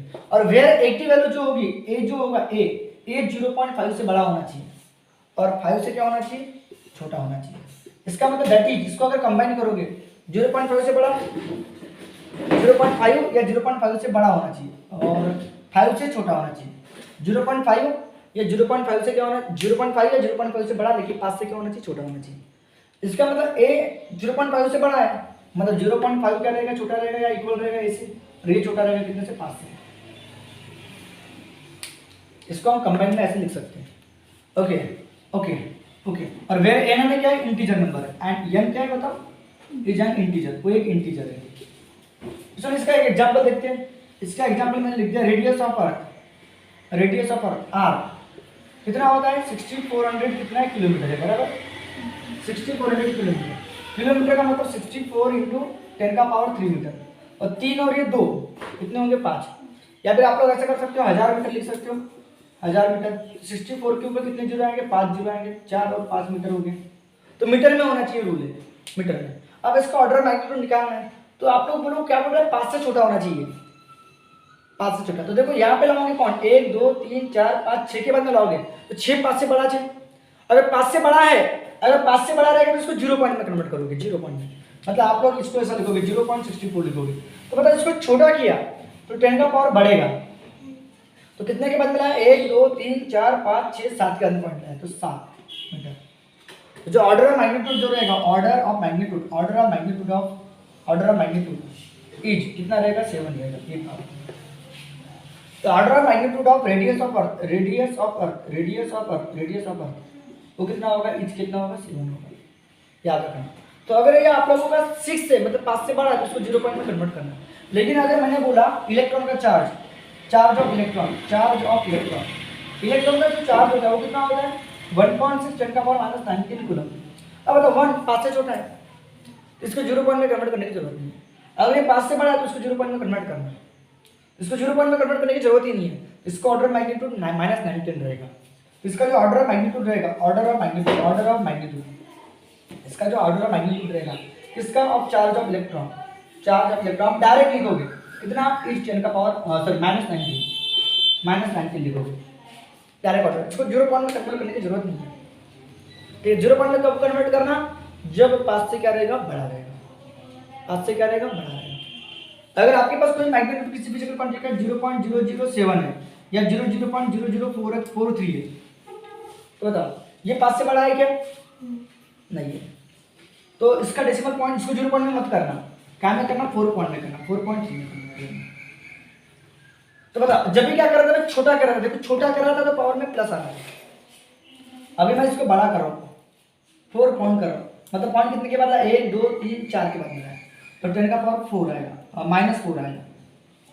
बड़ा करोगे तो पावर में नेगेटिव, छोटा करोगे तो पावर में पॉजिटिव। क्योंकि छोटा किया मैंने, 0 पॉइंट में लाया, और इसको मैंने बड़ा किया, तो बहुत छोटा है ना, इसको बड़ा किया। तो 4 पॉइंट क्यों किया, 0 पॉइंट में क्यों नहीं रखा। अगर यहाँ पे बताओ 6 होता तो मैं क्या करता पता है क्या, पॉइंट यहाँ आता, 0.63 करता, ठीक है, क्योंकि 6 5 से बड़ा हो गया ना, इसको 0 पॉइंट में रखना पड़ेगा। तो 0 पॉइंट में कन्वर्ट करने के लिए पॉइंट यहाँ रखना पड़ेगा। तो ये 1 2 3 के बाद में पॉइंट लाया तो -3 होगा, ये 1 2 3 के बाद पॉइंट लाया ठीक है, तो ये इसका ऑर्डर ऑफ मैग्नीट्यूड कहलाएगा। तो उम्मीद करता हूँ कि आप लोगों को समझा होगा ऑर्डर ऑफ मैग्नीट्यूड के बारे में। चलो इसका स्क्रीनशॉट ले लो अच्छे से। तो आप बात करेंगे सिग्निफिकेंट फिगर की बात करेंगे कि सिग्निफिकेंट फिगर क्या होता है, ध्यान तो अच्छे से। सिग्निफिकेंट फिगर क्या होता है, तो जब हम किसी फिजिकल क्वांटिटी को गिनते हैं, जैसे कि मुझे किसी रॉड की लेंथ गिनना है, ये कोई मेरे पास एक मार्कर पेन है, मान लो ये मार्कर पेन, ये मार्कर पेन है, ठीक है, इस तरह से ये मार्कर की पेन है या कोई भी एक पेन है, इसकी मेरे को लेंथ गिनना है, तो मैं मीटर स्केल का यूज करूंगा। तो मीटर स्केल में ऐसे पता है ना, ऐसे क्या होते हैं आपने देखे होंगे 1 2 3 4 5 1 2 3 4 5 1 2 3 4 5 इस तरह से 1 2 3 4 5 इस तरह से होता है।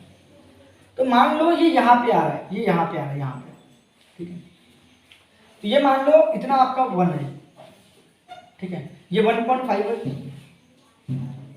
ठीक है। अब बताओ ये 1.6 1.7 1.8 और ये 1.9 है, और ये आपका पूरा कितना 2 है, मानते इस बात को। अब बताओ आप लोग देखो ये 1.8 आपका कंफर्म है, 1 2 3 1.8, लेकिन 1.8 और 1.9 के बीच में ये आ रहा है, तो 1.81 हो सकता है, 1.82 हो सकता है, 1.83 हो सकता है। आपको 1.8 तो पता है, 1.8 कंफर्म है, आप इसके बारे में सर्टेन हो, लेकिन ये जो 1 2 3 ये अनसर्टेन है, ये कुछ भी हो सकता है, 1.81 हो सकता है, तो ये जो लास्ट वाला डिजिट है इसके बारे में आप अनसर्टेन है। तो क्या होता है, किसी भी फिजिकल क्वांटिटी के मैग्नीट्यूड में सर्टेन डिजिट होते हैं और एक अनसर्टेन डिजिट होता है। तो सर्टेन डिजिट जिसके बारे में हम निश्चित है कि 1.8 आएगा करके, लेकिन ये अनसर्टेन डिजिट है, तो certain digit plus uncertain digit उसको हम बोलते हैं सिग्निफिकेंट फिगर। तो बताओ मैंने क्या बोला, द क्या बोला मैंने, द नंबर ऑफ क्या बोला, certain digit plus 1 uncertain digit, the magnitude of physical quantity in magnitude of physical quantity. Significant figure क्या है, in magnitude of physical quantity, in magnitude, magnitude का मतलब समझते हैं, magnitude value, magnitude of physical quantity, किसी भी physical quantity की magnitude में, in magnitude of physical quantity, okay. Number of क्या बोला मैंने, नंबर ऑफ क्या बोला, सर्टेन डिजिट, नंबर ऑफ क्या बोला मैंने, सर्टेन डिजिट प्लस क्या बोला, प्लस 1 प्लस अब 1 अनसर्टेन डिजिट प्लस 1 कितना अनसर्टेन डिजिट, इन दोनों के कॉम्बिनेशन को इज कॉल क्या बोलते हैं बताओ, significant figure, is call significant figure, significant figure बोलते हैं, ठीक है, सिग्निफिकेंट फिगर। जैसे कि मैंने बोला एग्जांपल के तौर पे, द लेंथ ऑफ रॉड, एक लेंथ लिया किसका, रॉड का, length of rod, length of rod क्या लिया, इज 1 पॉइंट या 2.45 सेंटीमीटर लिया। तो यहाँ पे 24 जो है ये आपका सर्टेन डिजिट है और 5 कौन सा है, अनसर्टेन डिजिट। ये आप दो कौन से डिजिट है बताओ, सर्टेन डिजिट है, कंफर्म है सर्टेन डिजिट, और ये कौन सा डिजिट है बताओ, अनसर्टेन, जिसके बारे में हम निश्चित नहीं, कुछ भी हो सकता है वो। तो कितने सिग्निफिकेंट फिगर है, 1 2 3 सिग्निफिकेंट फिगर है। तो 2.45 हैज अ 3 सिग्निफिकेंट फिगर, कितने सिग्निफिकेंट है, 3 सिग्निफिकेंट क्या फिगर है, ओके डन। अब इसके कुछ रूल है, ये रूल आप लोगों को याद रखना है, रूल फॉर डिटरमाइनिंग क्या, सिग्निफिकेंट फिगर, सिग्निफिकेंट फिगर को निकालने के कुछ रूल है। रूल फॉर डिटरमाइनिंग क्या बाबा, सिग्निफिकेंट फिगर, सिग्निफिकेंट फिगर के रूल है निकालने के। तो पहला रूल क्या है कि जितने भी नॉन जीरो डिजिट होंगे, जितने भी नॉन जीरो डिजिट होंगे आर सिग्निफिकेंट।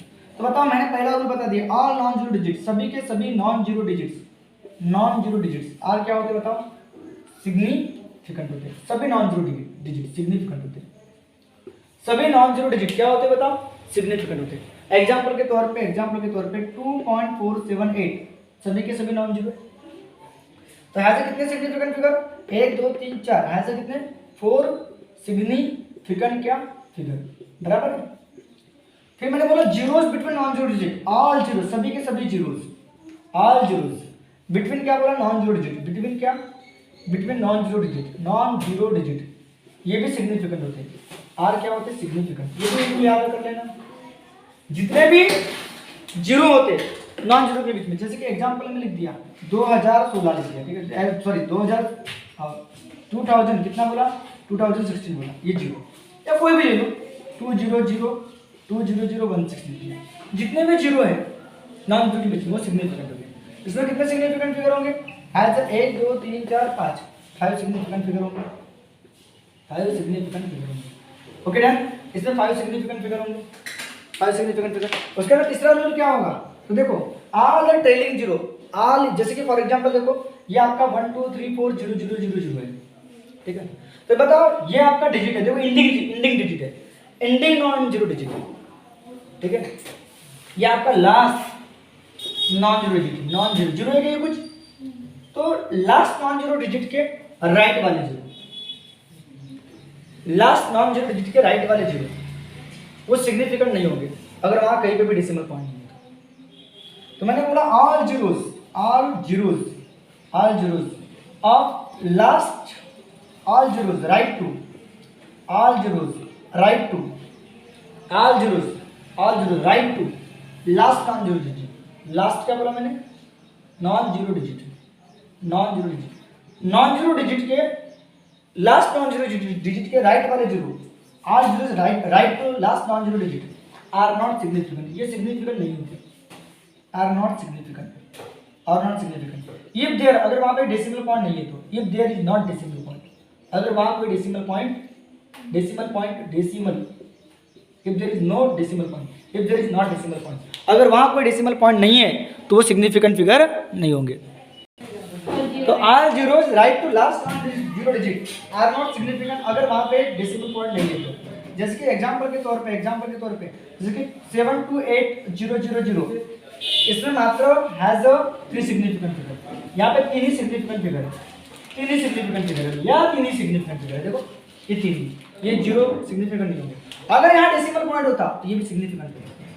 हाँ, जैसे कि फॉर एग्जांपल चौथा रूल है कि ऑल जीरोस, सभी zeros, all zeros right to last non zero digit, वही point same, last non zero digit are significant.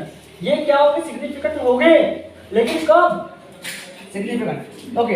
If there is decimal point, अगर वहां पे क्या होता, इफ देयर इज क्या डेसिमल पॉइंट, अगर वहां पे अगर डेसिमल पॉइंट है तो, अगर वहां डेसिमल पॉइंट है तो सिग्निफिकेंट फिगर होंगे, नहीं तो नहीं होंगे।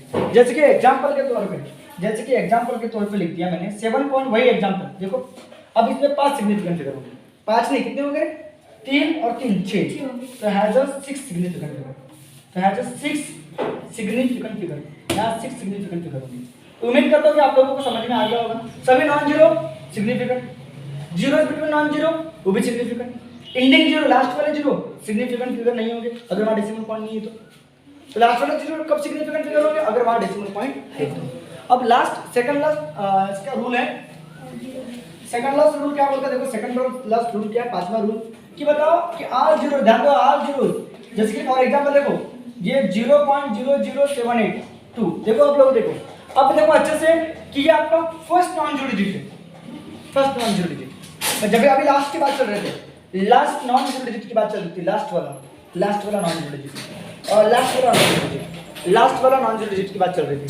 अभी फर्स्ट वाला नॉन जीरो डिजिट की बात, इधर वाले जीरो कौन से, लेफ्ट वाले कि राइट वाले, उधर वाले राइट वाले, इधर वाले लेफ्ट वाले, तो लेफ्ट वाले जीरो आर नॉट सिग्निफिकेंट, ठीक है। मैंने क्या बोला, ऑल जीरो, ध्यान दो अच्छे से, ऑल जीरोस लेफ्ट टू, देखो लेफ्ट टू क्या, first non zero digit, first non zero digit, ये आपका नॉन जीरो डिजिट है, नॉन जीरो डिजिट के लेफ्ट वाले zeros are not, first non zero digit के लेफ्ट वाले जीरो आर नॉट क्या सिग्निफिकेंट, ये सिग्निफिकेंट फिगर नहीं होगी, आर नॉट सिग्निफिकेंट फिगर।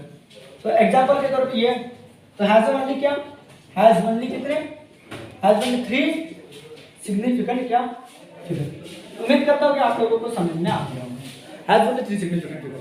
और लास्ट छठवां रूल है कि बताओ अगर एक्सपोनेंट की टर्म है, जैसे कि फॉर एग्जांपल 1.6 10 का पावर -19 कूलम इलेक्ट्रॉन का चार्ज है, तो इसमें मात्र 2 सिग्निफिकेंट फिगर है, 1 और 2, 10 के पावर -19 को इसको कंसीडर नहीं किया जाता सिग्निफिकेंट फिगर में, इसको सिग्निफिकेंट फिगर मतलब एक्सपोनेंट वाले टर्म को, एक्सपोनेंशियल टर्म को not consider in significant figure.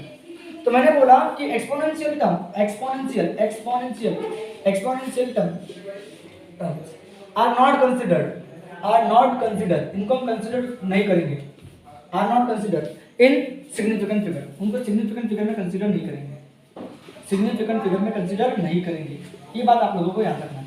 जैसे कि एग्जांपल के तौर पे मैंने लिख दिया 1.6 10 का पावर -19, 1.6 10 का पावर -19 कूलम, हैज बताओ कितने बताओ, हैज कितने significant figure, has 2 significant figure. तो यहाँ पे आप लोगों का सिग्निफिकेंट फिगर वाला टॉपिक कंप्लीट हो गया। सिग्निफिकेंट फिगर वाला टॉपिक कंप्लीट हो गया, इसका स्क्रीनशॉट ले लो। इसके बाद में हम लास्ट पढ़ेंगे इरर और एस्टिमेशन ऑफ इरर, और अपना वन शॉट वीडियो कंप्लीट हो गया। फिर मेजरमेंट ऑफ लेंथ है, मेजरमेंट ऑफ मास, वो इजी टॉपिक है, उसको आप लोग को बाद में देखना है, उसका भी एक आध दिन देख लेंगे, ठीक है। अभी इरर देखेंगे, खत्म करेंगे इसको। अब बात करेंगे इरर की, कि इरर क्या होती है। इरर क्या होती है? तो इरर में क्या होता है पापा? इरर में फॉल्ट इन मेजरमेंट, उसी को अनसर्टेनिटी बोलते हैं, द अनसर्टेनिटी या फॉल्ट। तो मैंने बोला द फॉल्ट या अनसर्टेनिटी, द अनसर्टेनिटी जो अनसर्टेनिटी आती है या जो फॉल्ट आता है, फॉल्ट इन मेजरमेंट, मतलब मेजरमेंट ऑफ फिजिकल क्वांटिटी में जो फॉल्ट आता है, जो इरर आती है, तो इरर यानी क्या होता है? फॉल्ट या uncertainty in measurement, is called क्या बोलते हैं? इरर। अब इरर निकालते कैसे? जैसे कि मैंने कोई मेजर वैल्यू, किसी कोई रॉड है, उस रॉड की लेंथ है मान लो 2.5 मीटर, बराबर है 2.5 मीटर, ये ओरिजिनल लेंथ है, लेकिन बंदे ने गिन लिया 2.2 मीटर, ये मेजर्ड वैल्यू है। इसने इरर कितने की है? एक 2.5 मीटर है, 2.2 मीटर है, ये ट्रू वैल्यू है, और वो क्या है? मेजर्ड वैल्यू है। एक ट्रू वैल्यू है और एक मेजर्ड वैल्यू है, ठीक। हाँ ओके। तो अनसर्टेनिटी या fault in measurement is called as क्या होता है? इरर। अब बताओ ये मेजर्ड वैल्यू और ये ट्रू वैल्यू और ये मेजर्ड वैल्यू, इसमें इरर कितने की बताओ? 0.3 की इरर है। देखो इरर निकालने के लिए आप लोगों को क्या करना पड़ेगा? मेजर्ड वैल्यू मतलब ट्रू वैल्यू में से किसको माइनस करना पड़ेगा? मेजर्ड वैल्यू को माइनस करना पड़ेगा, मेजर्ड वैल्यू को क्या करना पड़ेगा? माइनस करना पड़ेगा, ओके। तो ट्रू वैल्यू कितनी है बताओ? ट्रू वैल्यू 2.5 की 2.2 की है, तो आंसर कितना आएगा? 0.3 है, तो 0.3 की इरर। लेकिन इरर हमेशा पॉजिटिव में होती है, इसलिए यहाँ पे मैग्नीट्यूड में लेना पड़ता है, मैग्नीट्यूड। तो व्हाट इज इरर? इरर की और में और एक डेफिनेशन बन सकती है। क्या डेफिनेशन बन सकती है? The magnitude of difference between true value and measured value. Magnitude of difference between किसके बीच में? ट्रू वैल्यू एंड क्या बोला मैंने? Measured value and measured value, okay. Is called क्या? इरर। इरर के बहुत सारे टाइप भी है, सिस्टमेटिक इरर है, इंस्ट्रूमेंटल इरर है, पर्सनल इरर है, बहुत सारे टाइप है। तो उतना अपने को याद नहीं रखना है फिलहाल के लिए। हम इरर पढ़ेंगे और एस्टिमेशन ऑफ इरर की बात करेंगे, ठीक है।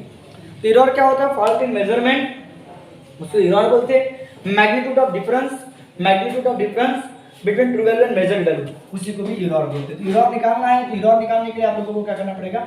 ये आपको ट्रू वैल्यू निकालना पड़ेगा, ट्रू वैल्यू मालूम करना पड़ेगा, और ये क्या करना पड़ेगा? मेजर्ड वैल्यू, ठीक है, मेजर्ड वैल्यू, ठीक है, ओके। अब बात करेंगे एस्टिमेशन ऑफ इरर। इरर को कैसे निकालते हैं? अब हमारी हेडिंग लगाएंगे estimation of error, estimation of error की बात करेंगे, ठीक है। हाँ ओके। तो एस्टिमेशन ऑफ इरर की बात करेंगे। एस्टिमेशन ऑफ क्या बोला? इरर को निकालते कैसे?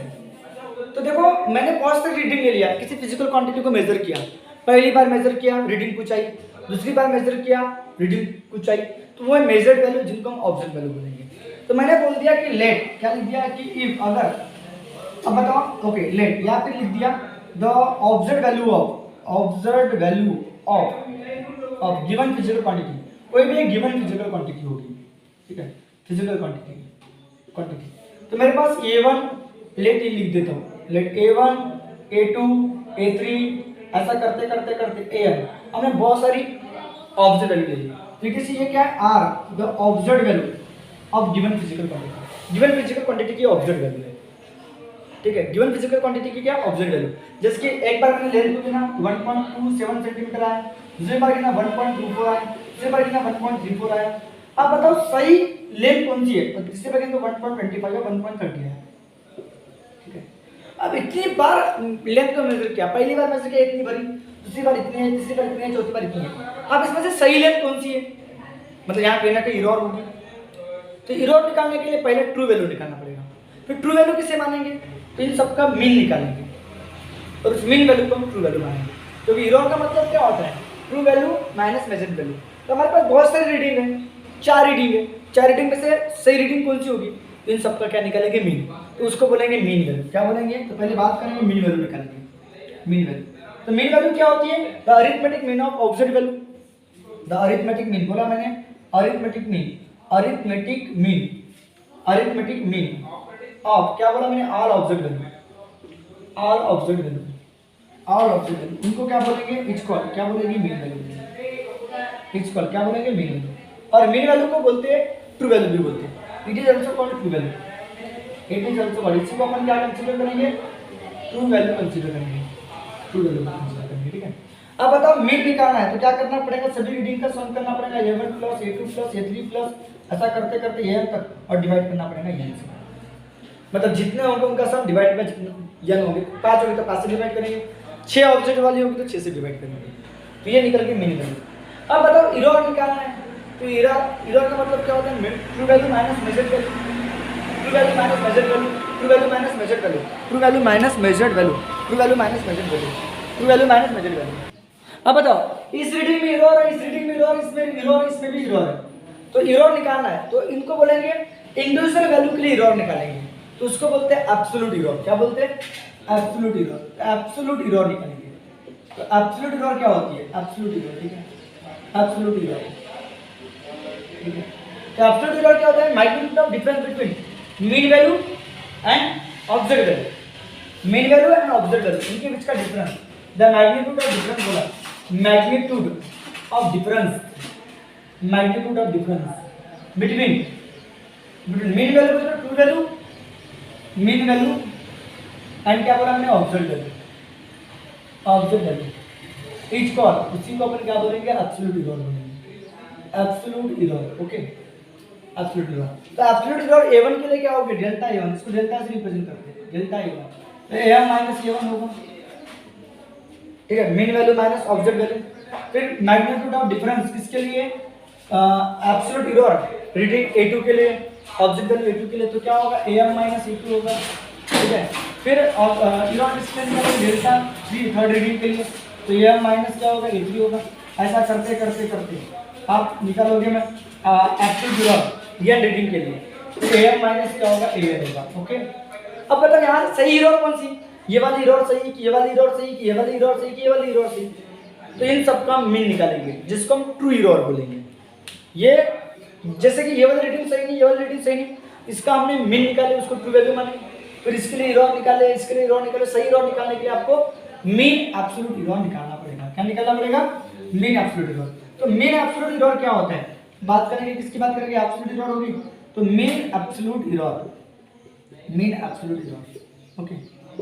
तो मीन एब्सोल्यूट इरर क्या होगा? Arithmetic mean of all absolute error, the arithmetic mean of, क्या बोला मैंने? Arithmetic mean, arithmetic mean of, arithmetic mean of all absolute error, सभी एब्सोल्यूट इरर का, ऑल एब्सोल्यूट इरर का, उसको हम क्या बोलेंगे? It's called mean absolute error बोलेंगे, मीन एब्सोल्यूट इरर बोलेंगे, मीन एब्सोल्यूट इरर, जिसको हम कैसे डिनोट करेंगे? डेल्टा am से डिनोट करेंगे।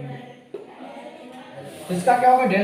डेल्टा a1 मॉड में प्लस डेल्टा a2 मॉड में प्लस डेल्टा a3 मॉड में, ऐसा करते करते करते करते प्लस डेल्टा an मॉड में, और अपॉन में क्या होगा? ये जो कि आपकी ट्रू इरर। अब रिलेटिव इरर निकालना है, रिलेटिव इरर, रिलेटिव इरर, तो रिलेटिव इरर वाले इरर कितनी आई? इरर कितनी आई मतलब mean absolute error. Relative error का फॉर्मूला क्या होता है? रिलेटिव इरर, रिलेटिव इरर, ठीक है। तो बेटा मीन एब्सोल्यूट इरर कितनी आई मतलब सही इरर कितनी आई अपने ट्रू वैल्यू के रिस्पेक्ट में, ठीक है। ट्रू वैल्यू के रिस्पेक्ट में इरर कितनी है? That is called relative error. तो ये रेशियो है, रेशियो किसका? द रेशियो, रेशियो किसका? Mean absolute error, mean absolute error, mean absolute error तो किसका होगा? मीन वैल्यू, तो मीन वैल्यू उसको बोलते हैं इच कॉल, उसको क्या बोलते हैं? रिलेटिव इरर बोलते हैं, रिलेटिव इरर बोलते हैं, ठीक है, रिलेटिव इरर। अब उसके बाद में बात करो परसेंटेज इरर की, यहाँ पे लिख देते हैं इधर परसेंटेज इरर, मतलब इरर का परसेंट कितना है? परसेंटेज इरर मतलब इरर का परसेंट कितना है? तो परसेंट निकालने के लिए क्या करोगे?